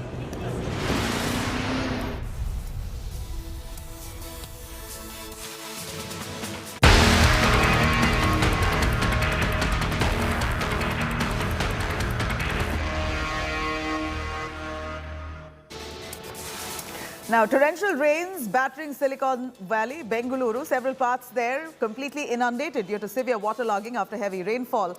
The outer ring road of Bengaluru city, major arterial roads, all large swaths of Bengaluru flooded. The thunderstorm began at around 8 p.m. last night, Sunday evening, lashed almost all parts of the city. Massive traffic jams on Marthalli Sink Board Junction, all the way up to areas like Kormangla, BTM layout, Mysore Road, all these areas, heavy waterlogging that's been reported that's completely thrown normal life out of gear. Met Department has now given a forecast of moderate to very heavy rainfall in Bengaluru until Wednesday. Major IT and banking companies along the outer ring road corridor on Sunday have written to Karnataka Chief Minister saying that flooding just over the last 24 hours has caused a loss of whopping 225 crores in just a single day. They've urged the Bombay government to address the infrastructure at the earliest across city. Chief Minister Bombay said that he would address issues of the IT companies, discuss compensation and other related damages due to rains. One side of the road on the outer ring road here, which actually looks like a river. So you can see two-wheelers and cars trying to get through the water, but there's massive overflowing which has inconvenienced them and they're struggling to get through it. There's massive traffic jam on the flyover as well. So as you can see, there are like hundreds of vehicles stuck there on the flyover, getting through the outer, trying to get through the outer ring road, but struggling to pass through it. So the massive downpour in Bangalore, which had inconvenienced a lot of people just a week back, and just when the city was recovering, this heavy downpour has created a lot of infrastructure issues. It has exposed the chinks in the infrastructure issues in Bangalore. So the IT parks, IT companies had also written to Karnataka Chief Minister Basavaraj Bommai here, urging him to address the issues, saying that this is one of the IT firms and the IT parks which generate crores of revenue, and the massive flooding and the overnight rainfall on August 30th had resulted in a loss of 225 crores as well. So we'll have to wait and see, with the IMD predicting more rainfall in Bangalore and in Karnataka till September 9th, how the city will cope in the coming days. With camera person Madhu, this is Priyanka Rudrappa for India Today. ಎಲ್ಲ ಸಮಸ್ಯೆಗಳನ್ನು ಚರ್ಚೆ ಮಾಡಿ ತೀರ್ಮಾನಗಳನ್ನು ಮಾಡಿ ಪರಿಹಾರ ಕೊಡೋದಕ್ಕೆ ಎಲ್ಲ ಅವರು ಕಾನ್ಫಿಡೆನ್ಸ್ ತೋರಿದ್ರು. ಎಲ್ಲ ಸಮಸ್ಯೆಗಳನ್ನು ಚರ್ಚೆ ಮಾಡಿ ತೀರ್ಮಾನಗಳನ್ನು ಮಾಡಿ ಪರಿಹಾರ ಕೊಡೋದಕ್ಕೆ ಎಲ್ಲ ಅವರು confidence ತೋರಿದ್ರು. Downpour in Bengaluru city had created havoc across many places, including Outer Ring Road, Horamavu, Bengaluru East, Koramangala and Indiranagar area. And we are at Sai Baba layout in Horamavu, and you can see the kind of flooding which has happened overnight rain in this particular area. And this is not something new for the residents here, but there are several promises which was being made by local MLAs, ministers and chief minister who had visited this place last time, but nothing has been fulfilled. Every time whenever it is raining in this area, it has been flooded, and it was up to the knee level around 3 a.m. Now the water has receded slowly. People are struggling to remove their vehicles. Children are struggling to go to schools because of these kind of flooding situation. Definitely, you can see here it was up to the knee level. Now it has slowly receded and it has come below. But situation seems to be the same in Sylhet, in Horamavu. Video journalist Shivu Sagairaj reporting for India Today, Bengaluru. Heavy downpour in Bengaluru city had created havoc across many places, including Outer Ring Road, Horamavu, Bengaluru East, Koramangala and Indranagar area. And we are at Sai Baba layout in Horamavu, and you can see the kind of flooding which has happened overnight, rain in this particular area. And this is not something new for the residents here, but there are several promises which was being made by local MLAs, ministers and chief minister who had visited this place last time, but nothing has been fulfilled. Every time whenever it is raining in this area, it has been flooded, and it was up to the knee level around 3 a.m. Now the water has receded slowly. Let us hear from the resident what they have to say. Sir, how is the situation whenever it rains, especially the rain which has reported last night seemed to be quite heavy, and it is a similar situation you get to see here? Hey, I think this is the fourth or fifth time we have been facing it. There is no way out, for the water to go. That's the reason, this is a common scenario. In fact, last time also we have spoken to, media and even minister, whoever came. But the situation is not going to change. Okay. Yeah, people are struggling to go to their offices. People are struggling to remove their vehicles. Children are struggling to go to schools because of these kind of flooding situation. Definitely, you can see here, it was up to the knee level. Now, it has slowly receded and it has come below. But situation seems to be the same in Sylhet, in Horamavu. Video journalist Shivu Sagairaj reporting for India Today, Bengaluru. This is the fourth or fifth time we have been facing it. There is no way out, for the water to go. That's the reason, this is a common scenario. In fact, last time also we have spoken to, media and even minister, whoever came. But the situation is not going to change. We request the government, the corporation, or whoever it may be. See, they can put a pipeline and do this thing so that the water can go outlet, and the people of residency, they can stay. Now the children are not going to school, people are not going to work, and we cannot take out our bikes. These are all the problems we are facing. Yeah, all of a sudden he felt inside in that water. In the drainage? Yes, in the drainage. They digged one big hole there, but they didn't even kept any signage for the who will walk there, see? I didn't even know what happened. I just went there, the bag was there. I just seen bag. Then later on, like 40-50 seconds, I just saw his head. So I pulled out his hair and he came out. Last 3 years, 4 years, 5 years, they have been warning that there will be a lot of rain, and we have to clear up these stormwater drains. Whatever the encroachments are there, whatever is there, the passage for the water has to be given. No action is being taken. This is unfortunate of this BJP government. Earlier, no this type of governance was there. There are a lot of rains have been coming. It is being said. And the warnings have been come, but government is not up to the mark to prepare itself. I think we have to wait for 5-6 months. Let this government be thrown out by the people of Karnataka. We will just work out a solution. We had a solution. We are working for a new panel. Now, while we heard political voices coming in from the city of Bengaluru, let's cut across to those aggrieved commoners, the citizens of Bengaluru who are really put off with this whole circumstance. Year on year, waterlogging to this extent where normal life has been thrown completely out of gear. On the most affected areas in Bengaluru city, Belandur, I have with me a caller joining us, Siddharth from Belandur. Siddharth, go on, tell me what situation in your area? So it's been raining from the past 2 days, and we have always had waterlogged basements and parking the vehicles. Always we have to get the pump sets and then remove the water. And from morning, our work begins. We have to still go to offices and other work, but most of our time is just taken in removing our waters and cleaning our things. We are only concerned about this. Like every time it rains, it's not like a one-time thing, right? Like it happens every day. So every morning we wake up to this worry of and in the night just to park our vehicles in a higher ground so that vehicles don't get affected. And every morning our basements also are flooded. So despite numerous complaints what to are the BBMP officials, what are the authorities saying? They're not done anything. So it's become a continuous thing. I don't know how we Have can the authorities responded to you? Huh? Have authorities responded to you? Is there a helpline that the BBMP has provided so you can call and give them your complaint? Yeah, like I have approached my local corporator. He said he will come and look into it, but nothing has been done. Like, how can he? I mean, even if he comes, it's not like one or two houses, right? The entire area is inundated. So our area in our street, like at least 4 or 5 houses are inundated, and every day it happens. Like it's a continuous process. So even if they do come and fix it, it's like a temporary fix, I feel.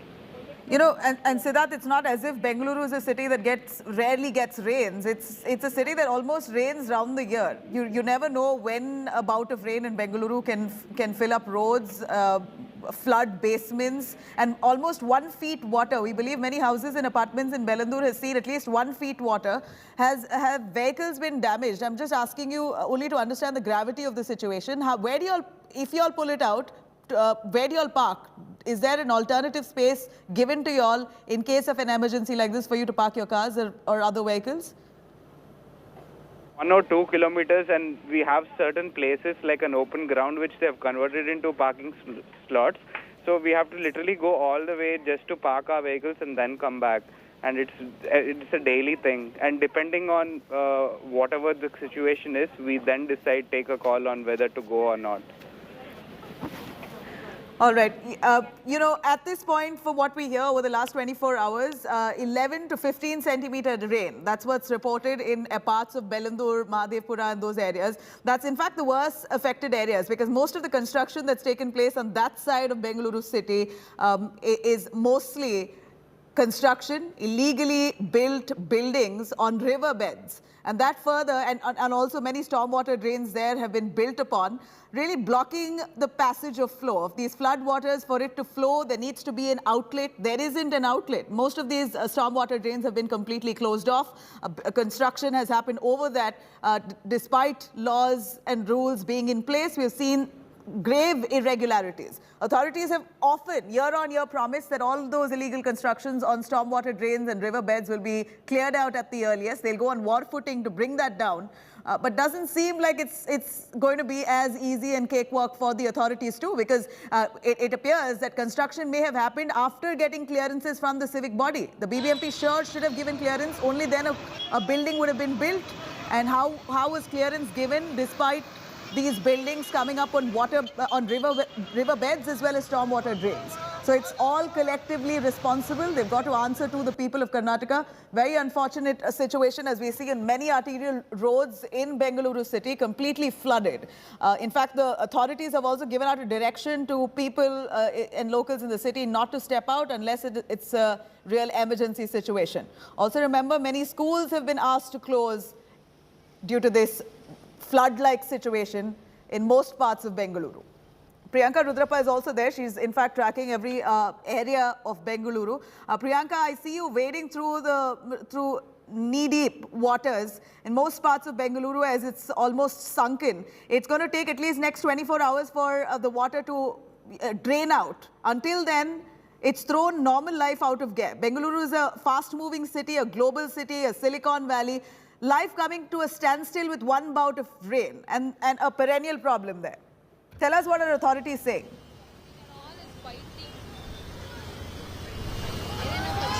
Nabila, it's unfortunate that Bangalore, like you said, an IT city, a global city, experiencing this, facing these infrastructure issues, and this is happening over and over again. I am at the outer ring road in Bangalore, which houses a lot of IT hubs as well. So this, as you can see, there's massive flooding, massive overflowing of water, which are basically from the stormwater drains and the lakes overflowing nearby. This is in Belandur, which has a lot of IT companies and firms. People are struggling to walk through the waters. As you can see, there's this massive water flooding. There's bigger vehicles like the buses and larger vehicles are able to pass through these waters, which are actually increasing since morning. It's up to 3 feet and people are walking through these waters. Two-wheelers especially are stuck here and they're trying, and people are helping each other out as well.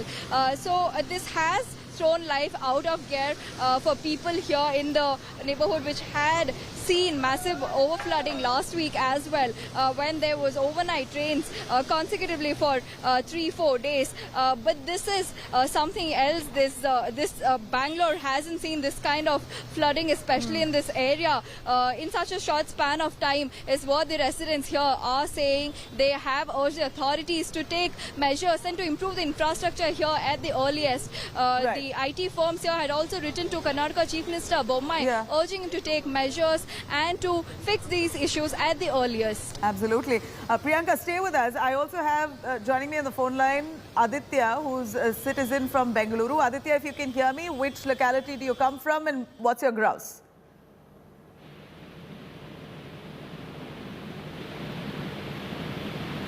Aditya, can you hear me?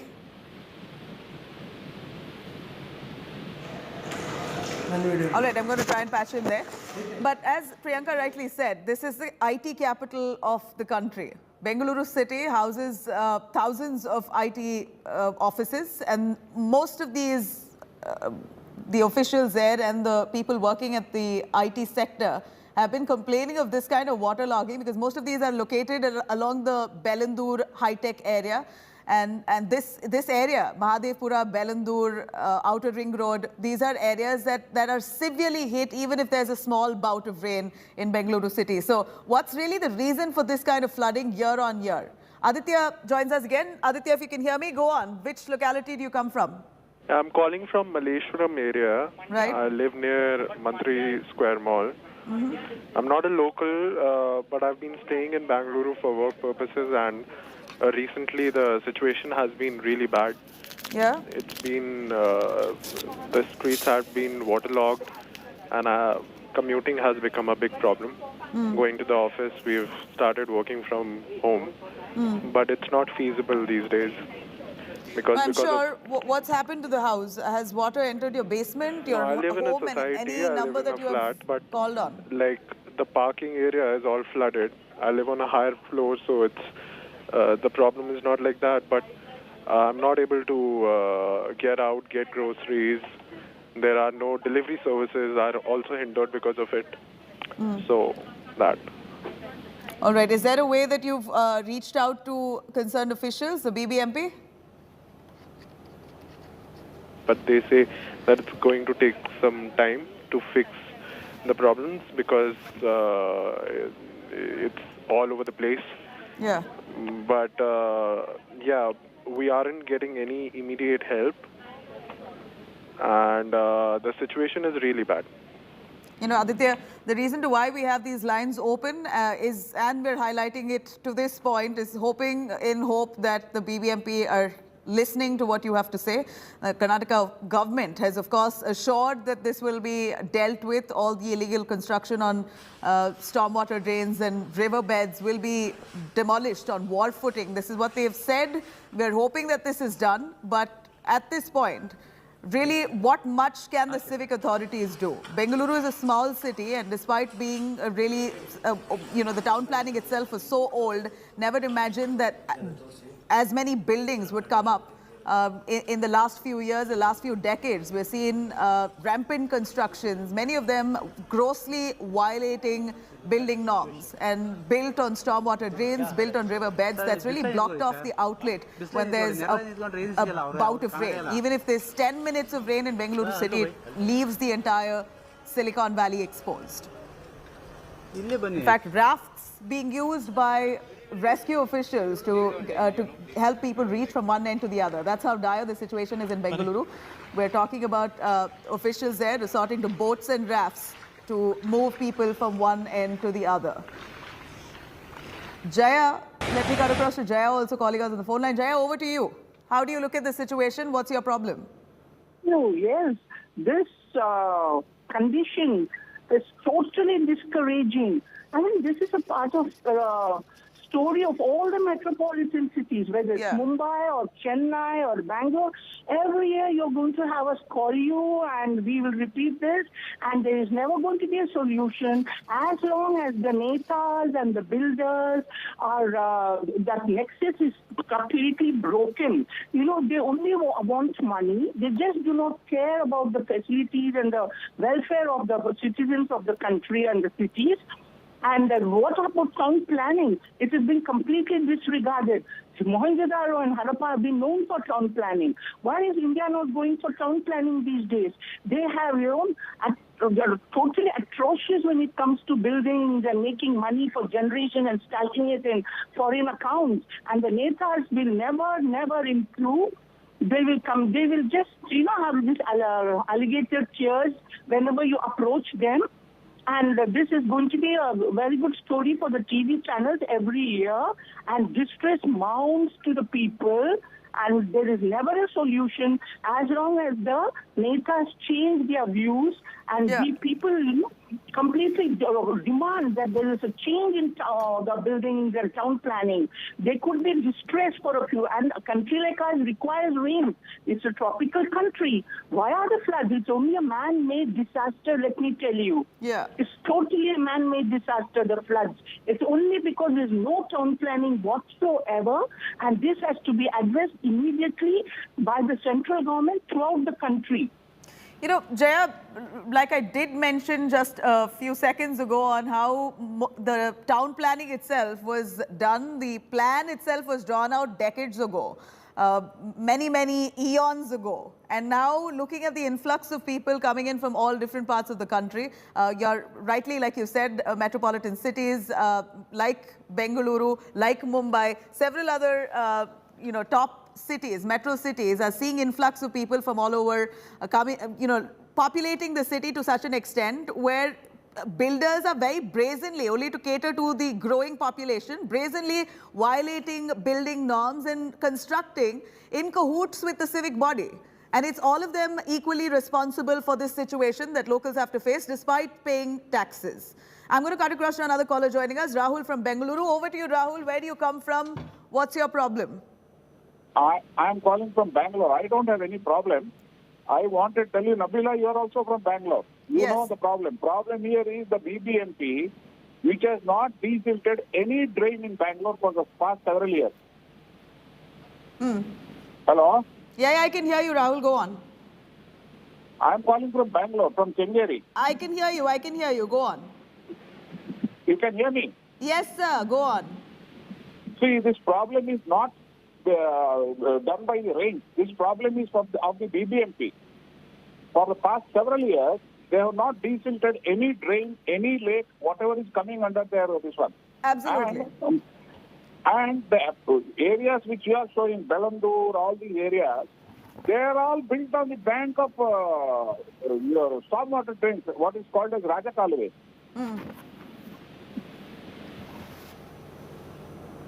No, sir, why exactly do you blame the BBMP? You're saying water silting not done in stormwater drains, but have they even attempted to fix it? All right, we've lost Rahul, the caller there. I'm going to cut across to Sumant calling in from Bengaluru. Sumant, if you can hear me, which area do you belong from? Hi, I'm calling from Banaswadi, Bangalore. Yeah. And, luckily where I live, there is no flooding, but the neighboring areas, have been flooded. And, Bangalore has turned into small islands. And the previous gentleman was talking about Rajakalways and, lake beds that have been encroached. And every time when it rains, a lot of these issues are brought to the forefront and then they just dropped, When again we have a different season, then there's summer and people just forget. So a lot of these issues are addressed, but no action has been taken. And I think it's high time that, all the cities go the sustainable way. I'm not just talking about rain, everything. We have many issues in Bangalore. Let it be garbage or the stormwater drains. There are a lot of issues. So we need to live sustainably, and there needs to be a solution, that we just can't just address it one day and just forget it and wait for it to rain again. And that's precisely why we choose to highlight this extensively. I'm going to cut across to Arjun. Arjun also joining us on the phone line. Arjun, over to you. Where do you come from? Which locality? And tell us what you're facing.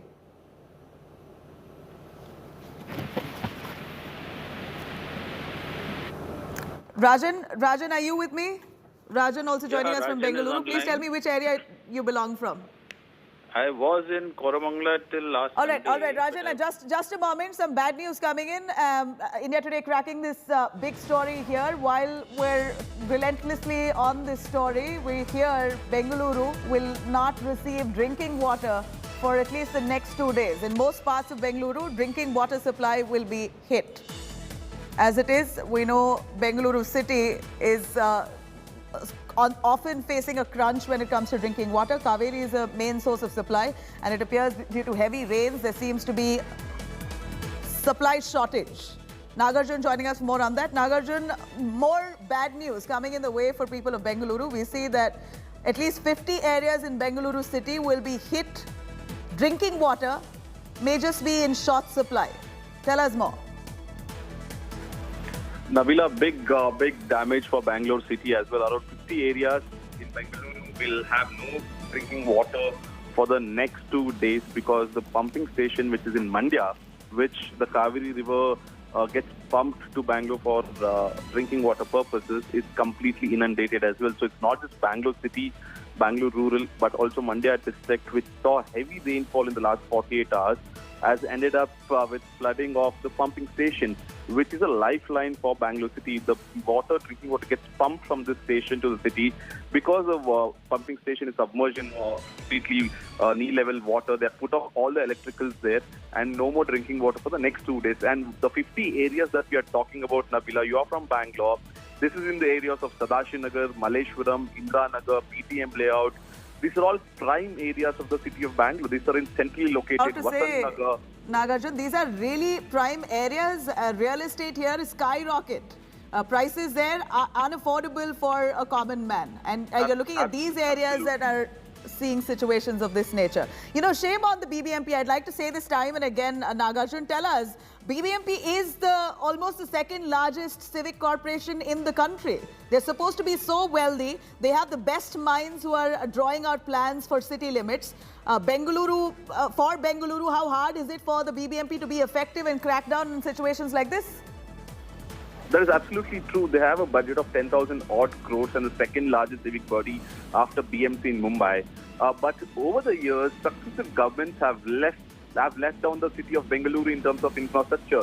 The reason why it's crumbling and unrepairable status right now is because of successive governments, be it the state government as well as the BBMP. In the last 25 years, everyone has let down Bangalore infrastructure. We have seen Tendershore roads that has been newly constructed in the last 1 decade.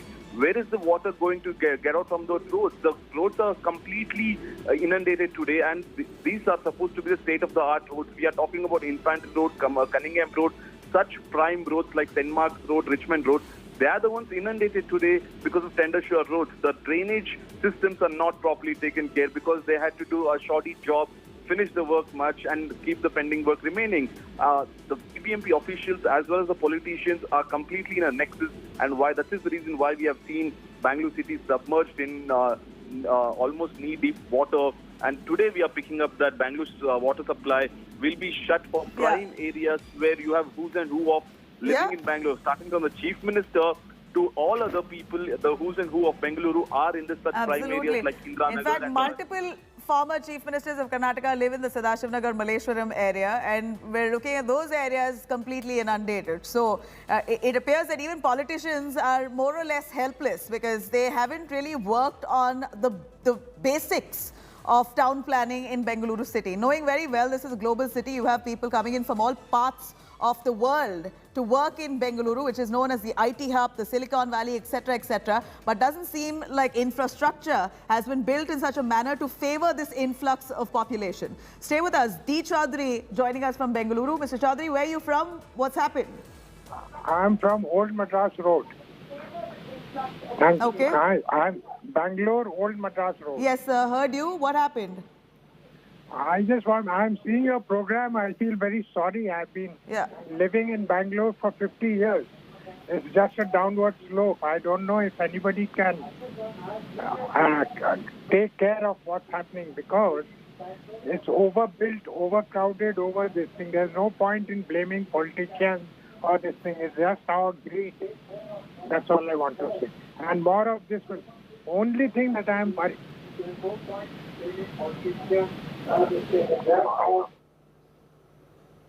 What I am. Okay.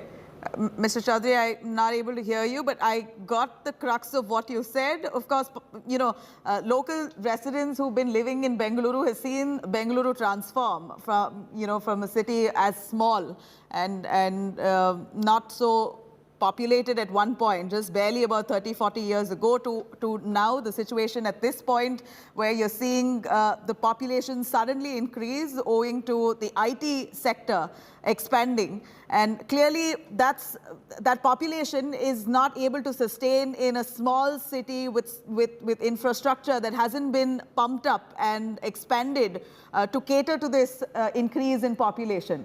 Clearly those residents, taxpayers, people, home owners and true locals of Bengaluru, the real ones suffering. Dhruv, who's a student activist joining us from Bengaluru for a little more. Dhruv, over to you. BBMP is known to be one of the richest civic bodies, but yet they failed to actually draw out a smart plan for this smart city. Very true, Nabila. Actually, the BBMP for the year 2022 to 2023 in its budget allocated close to about 10,400 crores, looking at a hike of 3,034 crores this year.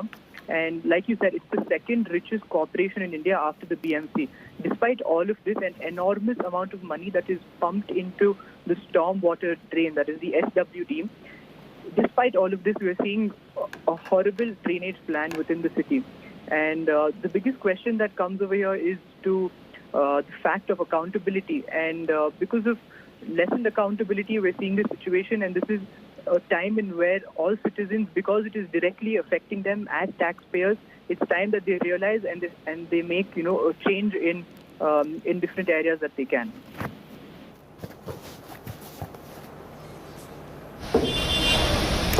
All right, Dhruv, thank you very much. We heard your point. BBMP itself got a budget of over 10,000 crores to ensure situations like this do not occur, but yet known to be the second richest civic body, the BBMP miserably has failed.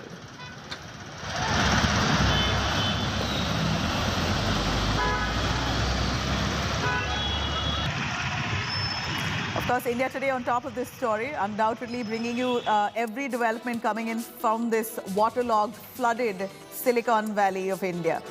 We're slipping into a short break. We'll be right back with more. Stay with us.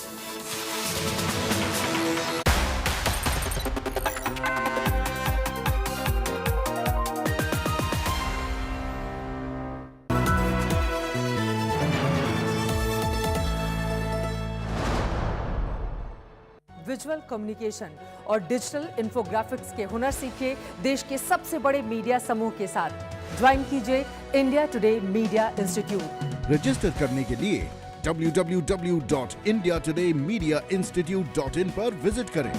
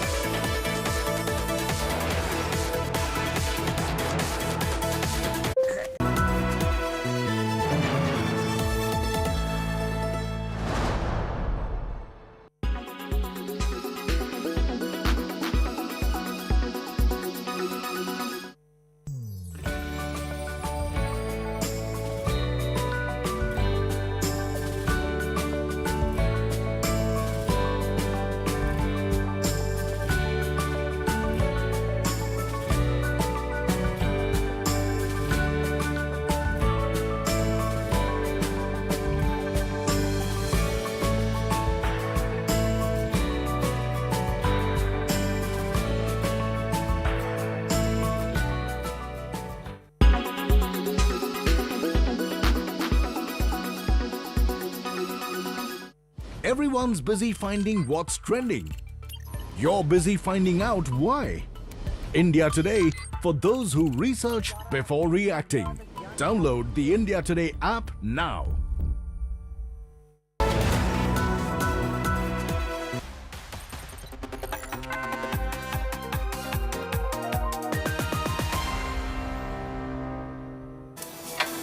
All right, shifting our focus to cricket news. Pakistan trolls heavily trolling young fast bowler Arshdeep Singh after he's dropped a catch in a high-voltage clash against Pakistan on Sunday in Dubai. Pakistan trolls have even edited Wikipedia page of Arshdeep Singh and have deliberately added Khalistan there. In fact, batter Virat Kohli and former cricketers Harbhajan Singh, Irfan Pathan have all come out strongly in support of the young pacer. Virat Kohli, in Arshdeep's support, has said anyone can make mistakes in a high-pressure game and it's important to learn from them and move on. Harbhajan has slammed netizens for trolling Arshdeep and said that it's a shame on such people for putting down our Indian team members. Arshdeep Singh dropped a relatively easy chance of catching a ball of Ravi Bishnoi in the 18th over of innings, and hence Asif Ali got a major reprieve. After that, Pakistan went on to win that match by 5 wickets, and soon after, Arshdeep was severely trolled for losing that catch. He's not happy, the skipper. He was a dolly. Arshdeep एक bright player है, वो एक देशप्रस्त है और उसने देश के लिए कल एक अच्छी गेम खेली है, लेकिन पाकिस्तान को ये कभी भी नहीं अच्छा लगा कि किसी भारत के सिख का वजूद ऊपर आए। पाकिस्तान हमेशा सिखों के खिलाफ इसी तरह का जहर उगलता रहा है। मैं भारत सरकार से भी आग्रह करता हूं कि पाकिस्तान के ऐसे लोगों के खिलाफ कार्रवाई करने के लिए पाकिस्तान को मजबूर किया जाए और ये आईएसआई का एजेंडा जो है किसी सूरत में ना आज तक लागू हमने होने दिया है ना होने देंगे। I'm cutting across to Nikhil joining us for more. Nikhil Naz, you're in Dubai. You witnessed the entire match unfolding. In sports, such things happen. You lose catches, you gain catches. It all depends on the moment. But the kind of trolls now on Arshdeep, the way they're condemning him for losing that catch, really painful. Tell us the mood among the Indian team.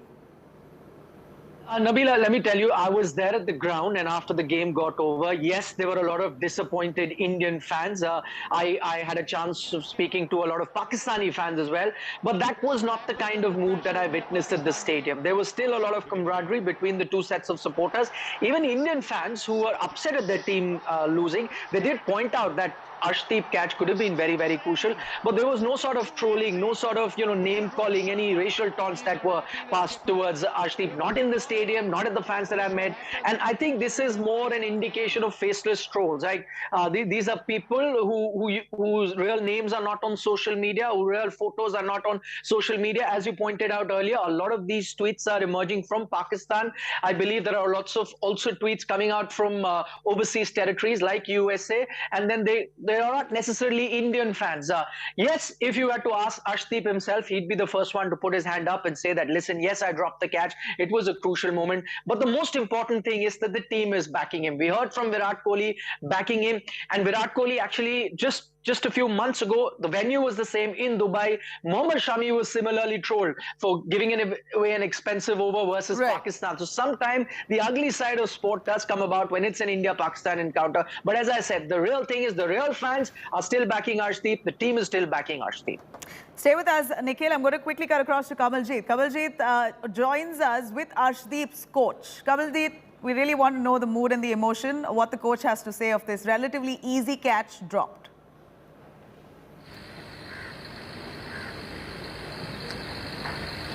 Well, it was supposed to be his international moment in the stars, but there was this momentary lapse and obviously the catch was missed. But after that, the heavy-duty trolling and calling names like Khalistani, now there are obviously reports emerging about how Pakistani agents could be behind this.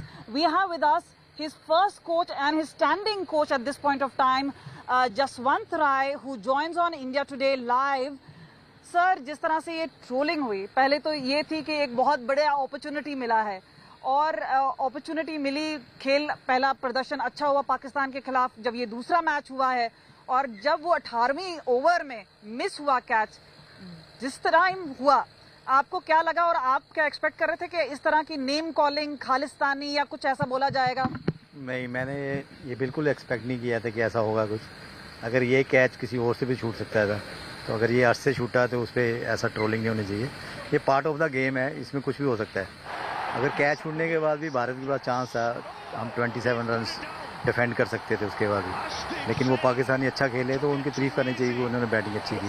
बाकी तो part of the game है, catch छूटते भी रहते हैं, catch पकड़े भी जाते हैं। तो ये भी जितनी भी ट्रोलिंग है, मैं लोगों से ये अपील करता हूँ कि इसको खेल भावना के साथ देखा जाए, इसको कहीं और रंग रूप न दिया जाए। पर आप, क्योंकि वो 23 साल के हैं, आप अर्शदीप को जानते हैं, एक प्लेयर को कितना ये मेंटली इम्पैक्ट कर सकता है कि इतने बड़े स्टेज पे आके इस तरह की ट्रोलिंग होनी, ट्रेंड होना, कितना आपको लगता है कि वो स्ट्रॉन्ग है या आपको लगता है कि एक इम्पैक्ट एक परफॉर्मेंस में हो जाता है? देखो, ये तो क्रिकेट है, इसमें जो हमारे हिंदुस्तान है उनकी लोगों की भावना बहुत ज़्यादा रहती है। जब पाकिस्तान के साथ मैच होता है तो ये हाई वोल्टेज वाला मैच रहता है, तो लोगों को मैं ये अपील करता हूँ कि ऐसे मैचों में ऐसा कुछ नहीं सोचना चाहिए। कभी हार कभी जीत तो चलती रहती है। पिछले मैच में अच्छा बॉल डाला, 2 विकेट लिए, तब तो लोग यही कह रहे थे कि नहीं बहुत अच्छा किया जी उसने, बहुत अच्छी बॉलिंग डाली।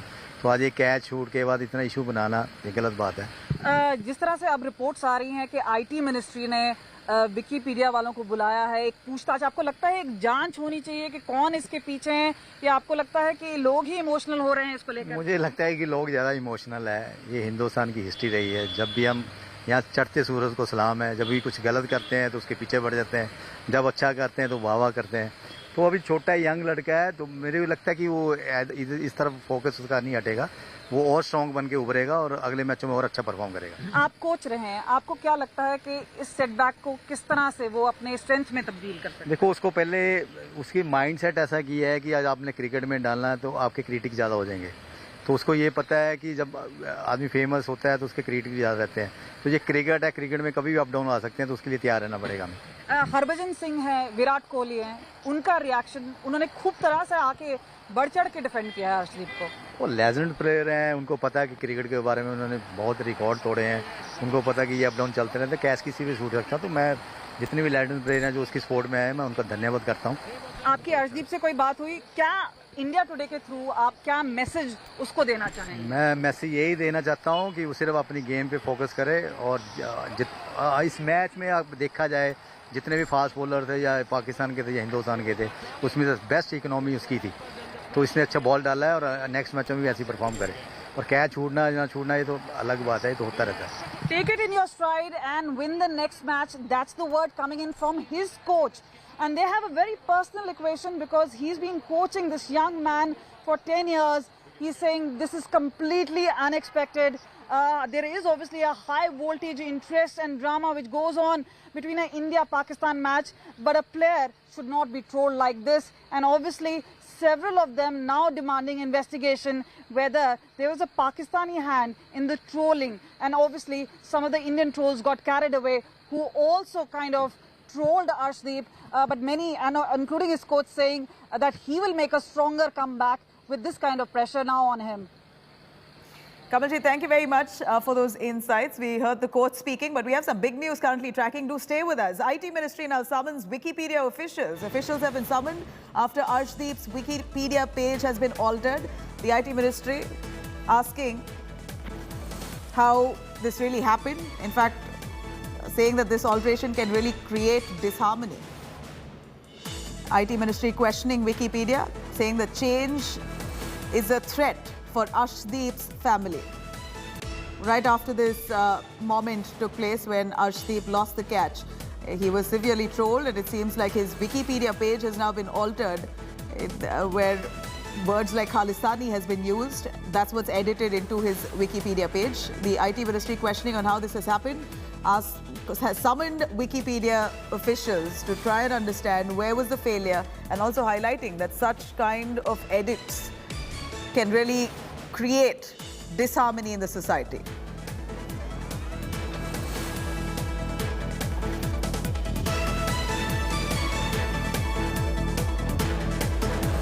Let me quickly cut across to Vikrant joining us for a little more. Vikrant, our sports specialist, gives us an insight into what may have really happened. Vikrant, we're truly sad with this kind of targeting at Arshdeep for losing that catch. And of course, the IT ministry doing its bit on summoning Wikipedia officials of all the Khalisani trolls that have been made on him.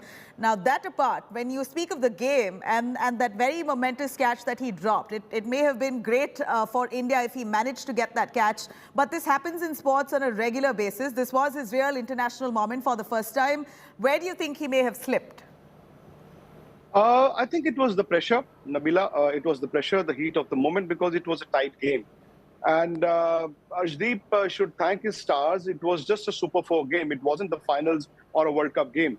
You know, there have been several bigger lapses that have happened in the India-Pakistan games. I mean, people still do not forget the fact that when Javed Miandad hit that six of the last ball of Chetan Sharma, it was a full toss. So, you know, he went for a Yorker. It was a full toss in 1986. This is 2022. And people still remember that game.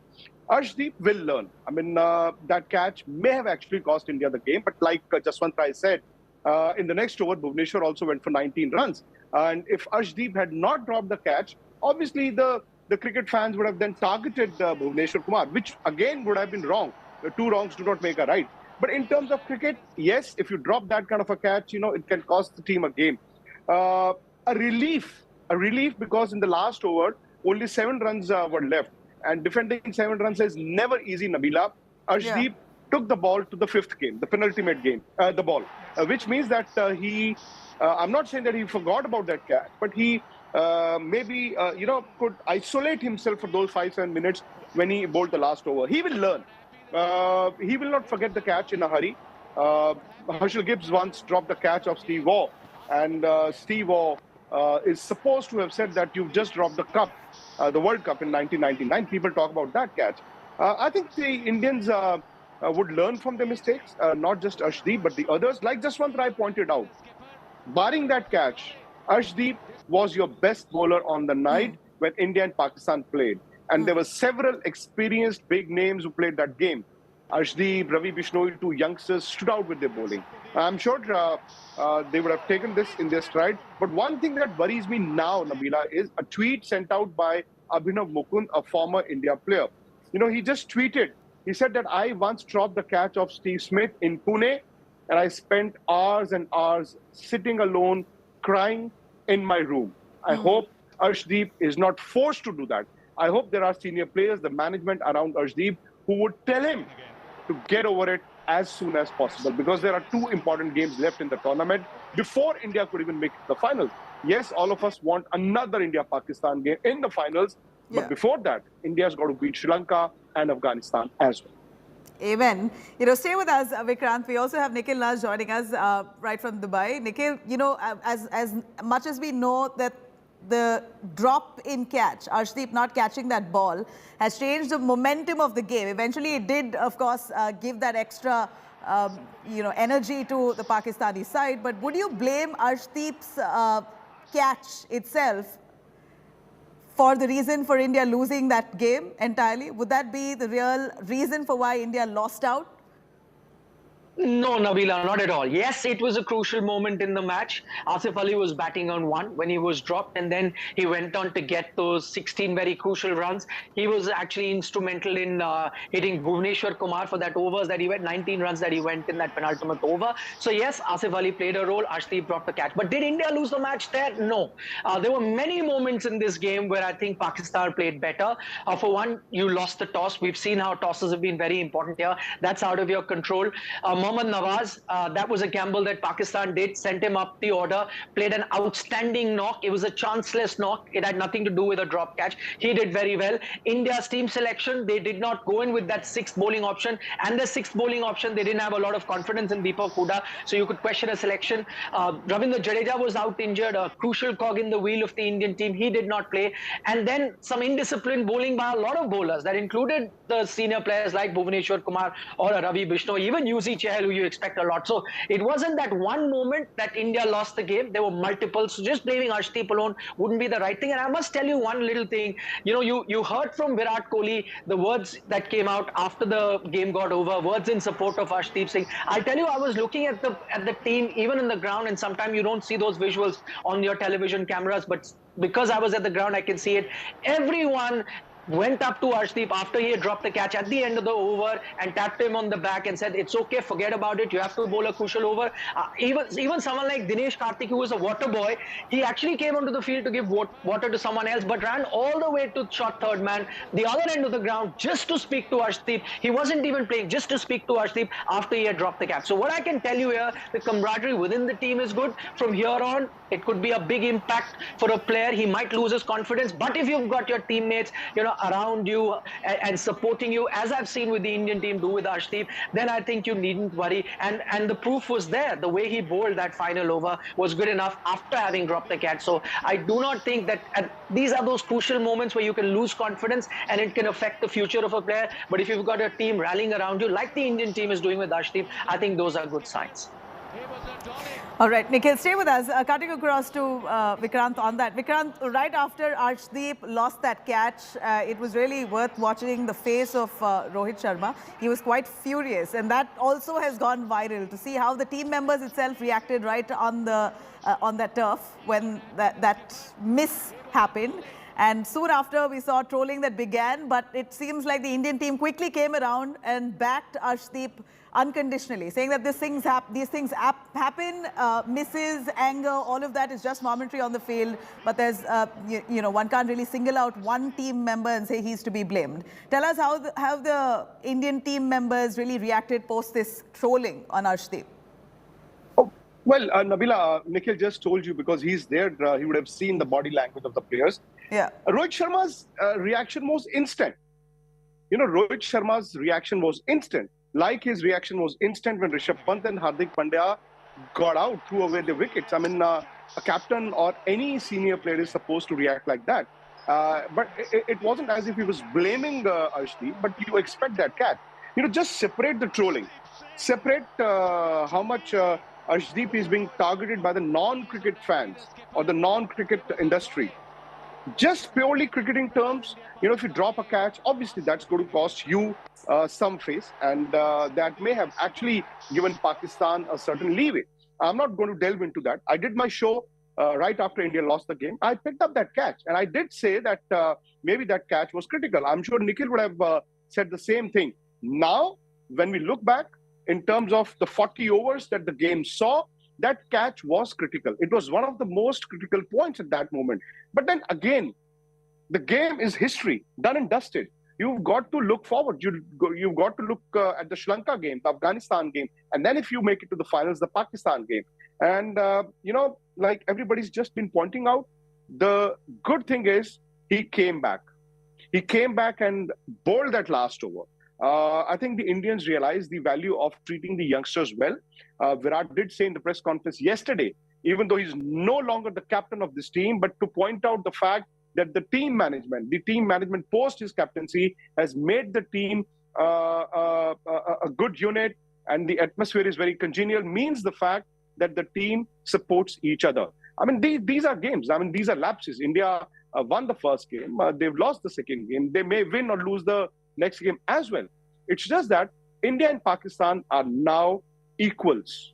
I mean, there was a point in time when India were much, much better than Pakistan, and we were expecting the Indians to beat Pakistan every single game. It may not be the case anymore. Pakistan is a good side, and I think we've got to take that into our stride. Vikrant, stay with us. We have some big news coming in. Of course, the trolling on Arshdeep has really led the government now to take keen interest to understand who exactly has altered that Wikipedia page calling Arshdeep as Khalistani. The IT ministry also citing that this is going to lead to some kind of disharmony within the society. Pakistan link now that's been established to editing Arshdeep's Wikipedia page to mention that Khalistani.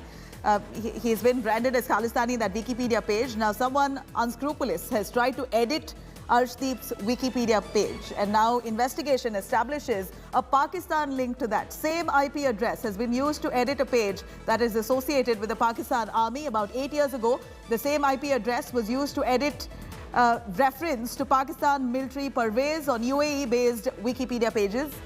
In fact, the internet service provider associated with IP that belongs to PTCL, National Telecommunications Company of Pakistan. It appears that this link has been established to this edit of Arshdeep's Wikipedia page. Soon after Arshdeep dropped that cache, after heavy trolling, Arshdeep's Wikipedia page had been altered and there was the word Khalistani used on him in that Wikipedia page. Obviously, the IT ministry now, after complaints, has taken up this matter, keenly trying to investigate what really happened and who are those people behind editing the Wikipedia page of Arshdeep. And it appears that a Pakistan link has now emerged. Pakistan link to editing Arshdeep's Wikipedia page. In fact, the same IP address has been used to edit the page that was associated with the Pakistan's army about 8 years ago. Same IP address was used to edit Pakistan's military parvez on UAE-based Wikipedia pages. In fact, this Pakistan link now is being probed. At this point, Arshdeep has been trolled heavily, his Wikipedia page edited. The government of India now looking into the matter. India Today on top of this story. For now, it's a wrap of this edition of Bulletin. You could log on to indiatoday.in. You could also download our app for more. Stay tuned. I'm going to come back with the top headlines.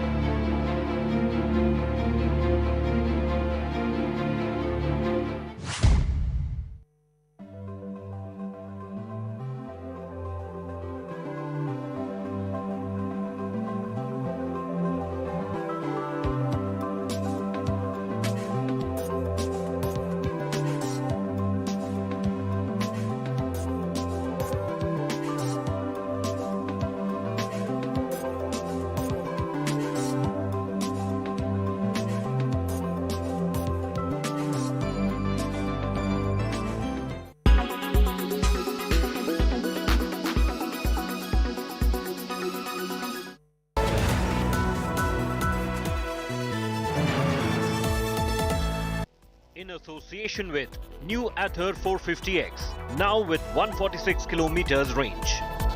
Acco, download the app now.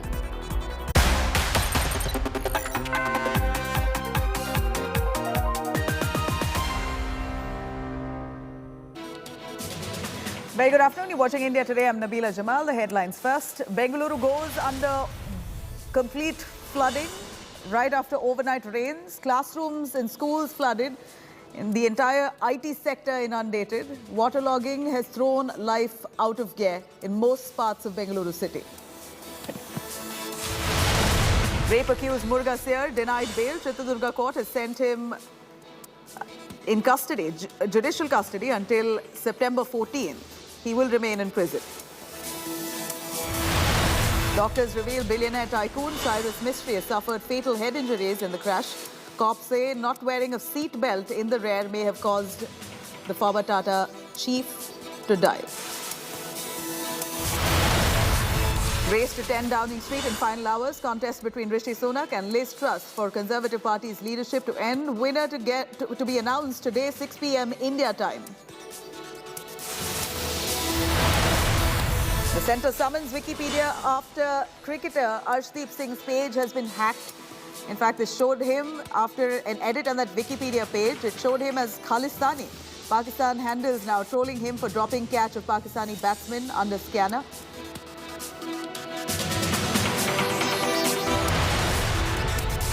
Dramatic money heist from heart of New York City. Thieves bang the car into an SUV, pushing it into a sidewalk, smash open windows, speed away with $20,000.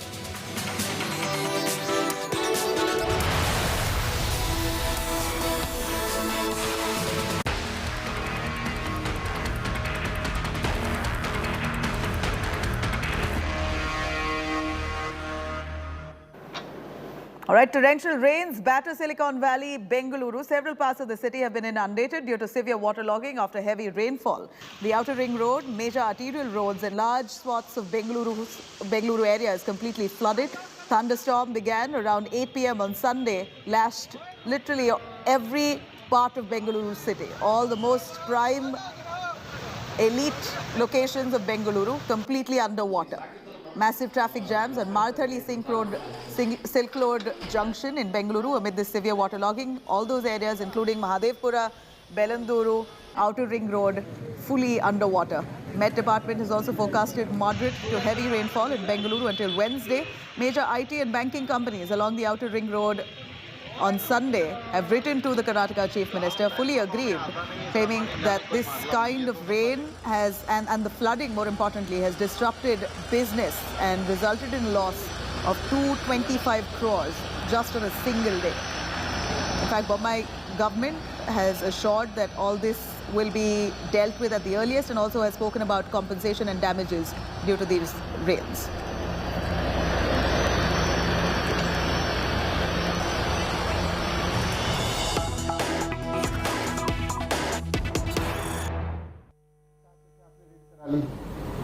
आप फर्जी FIR करा चुके मेरे ऊपर। आप मुझे arrest कराना चाहते हैं, आप बता दीजिए, जहां कहोगे मैं आ जाऊंगा। लेकिन इस तरह से अधिकारियों के ऊपर दबाव बना के उन्हें फांसी लगाने पे, उन्हें आत्महत्या करने पे मजबूर मत कीजिए। इससे घर उजड़ रहे हैं, ये ठीक नहीं है। आप हर वक्त यही सोचते रहते हैं मैं सीबीआई का इस्तेमाल कैसे करूं, मैं ईडी का इस्तेमाल कैसे करूं, मैं चुनी हुई सरकारों को कैसे गिराऊं, चुने हुए एमएलएज को कैसे खरीदूं। आप स्कूल बनाने पे कब सोचेंगे? आप अस्पताल बनाने पे कब सोचेंगे? आप महंगाई कम करने पे कब सोचेंगे? आप रोजगार देने पे कब सोचेंगे? आप केवल यही सोचते रहते हैं कि कैसे सीबीआई पे दबाव बना के चुनी हुई सरकार को गिराऊं विपक्ष की, कैसे चुने हुए एमएलएज को खरीद लूं विपक्ष के। मैं आज आपके सामने इस घटना से मैं बहुत आहत हूं और मैं आपके सामने प्रधानमंत्री जी से 3 प्रश्न पूछना चाहता हूं। जो सीबीआई के अधिकारी ने सुसाइड किया, जिसके ऊपर बहुत दबाव था कि वो मेरे खिलाफ पूरे के पूरे केस को लीगली साउंड बनाए और उनको आत्महत्या करनी पड़ी जितेंद्र कुमार जी को, उसके सिलसिले में मैं प्रधानमंत्री जी से 3 सवाल पूछना चाहता हूं कि अधिकारियों पे इतना दबाव क्यों बनाया जा रहा है कि वो आत्महत्या करने जैसा कदम उठाने पे मजबूर हों।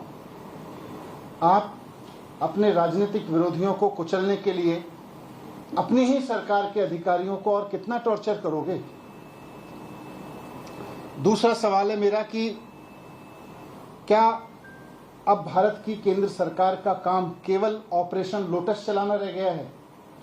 जिस तरह से राज्यपालों से, उपराज्यपालों से दबाव डाल के उनसे उल्टे सीधे काम कराए जा रहे हैं, जिस तरह से सीबीआई पे दबाव डाल के, ईडी पे दबाब डाल के उल्टे सीधे काम कराए जा रहे हैं, तो क्या अब केंद्र सरकार का काम केवल ऑपरेशन लोटस चलाना रह गया है? ये मेरा दूसरा सवाल है प्रधानमंत्री जी से। और तीसरा सवाल है कि जनता की चुनी हुई सरकारों को कुचलने के लिए और कितनी कुर्बानियां आप लेंगे, ये बताएं।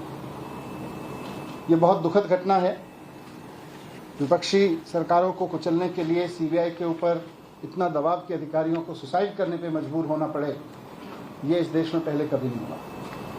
बहुत दुखद है और मैं उम्मीद करता हूं कि प्रधानमंत्री जी मेरे इन तीनों सवालों को गंभीरता से लेंगे और थोड़ा इस पे सोचेंगे। और उसपे वो आपके ऊपर आरोप लगा रहे हैं और एक स्टिंग ऑपरेशन किया जिसका आरोपी नंबर 13 का स्टिंग ऑपरेशन दिखा रही है बीजेपी और आरोप लगा रही है कि 6% कमीशन दिया गया। देखो, इन्होंने भारतीय जनता पार्टी काफी दिन से चिल्ला रही है घपला हो गया, कभी 1300 करोड़, कभी 8000 करोड़, कभी 500 करोड़, कभी 144 करोड़, कभी 30 करोड़। फिर सीबीआई से इन्होंने एफआईआर कराई तो सीबीआई ने भी ढूंढ ढांड के दूर से कहीं से स्ट्रेच करके दो कंपनियों के बीच की किसी वाइट डीलिंग को जबरदस्ती मेरे ऊपर थोपने की कोशिश की, वो भी सोर्सेज के हवाले से। तो एफआईआर में लिखा, उसके बेस पे मेरे घर पे रेड डलवा दी, घर पे कुछ नहीं मिला। मेरे परिवार का लॉकर तलाश लिया बैंक का, उसमें कुछ नहीं मिला। अब जब सीबीआई से एक तरह से क्लीन चिट मिल गई कि जी इनके पास तो कुछ नहीं मिल रहा, तो अब बीजेपी कह रही है जी देखो सीबीआई नहीं ढूंढ पाई, अब हम स्टिंग करके देंगे। फिर वो कोई सड़क पे चौराहे पे खड़े होकर किसी को गाड़ी पे बिठा के कुछ कहते हैं, उसके कोई सवाल जवाब करते हैं, वो स्टिंग है, मजाक है। तो ऐसे स्टिंग मेरे पास भी है, मैं भी दे दूंगा कल बहुत सारे, फिर आप उसको भी चलाना। Thank you. क्या है, कुछ नहीं है।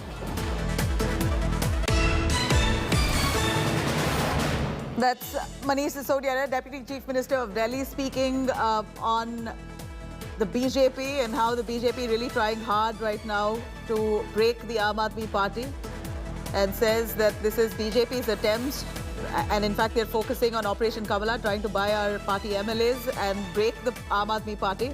But if they really have something substantial on me, why doesn't the CBI arrest me? All the allegations against me are absolutely fake.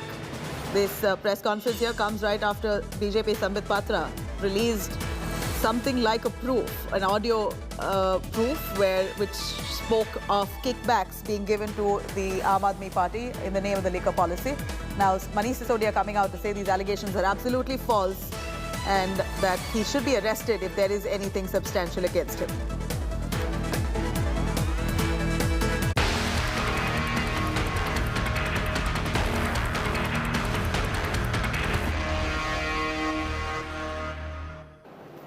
All right, now back to Bengaluru's torrential rains. It's battered the Silicon Valley. Several parts of Bengaluru completely inundated. Severe waterlogging reported from most of the arterial roads. Outer Ring Road, major roads in most parts of Bengaluru, including that areas of Kormangla, Indranagar, Malaysia.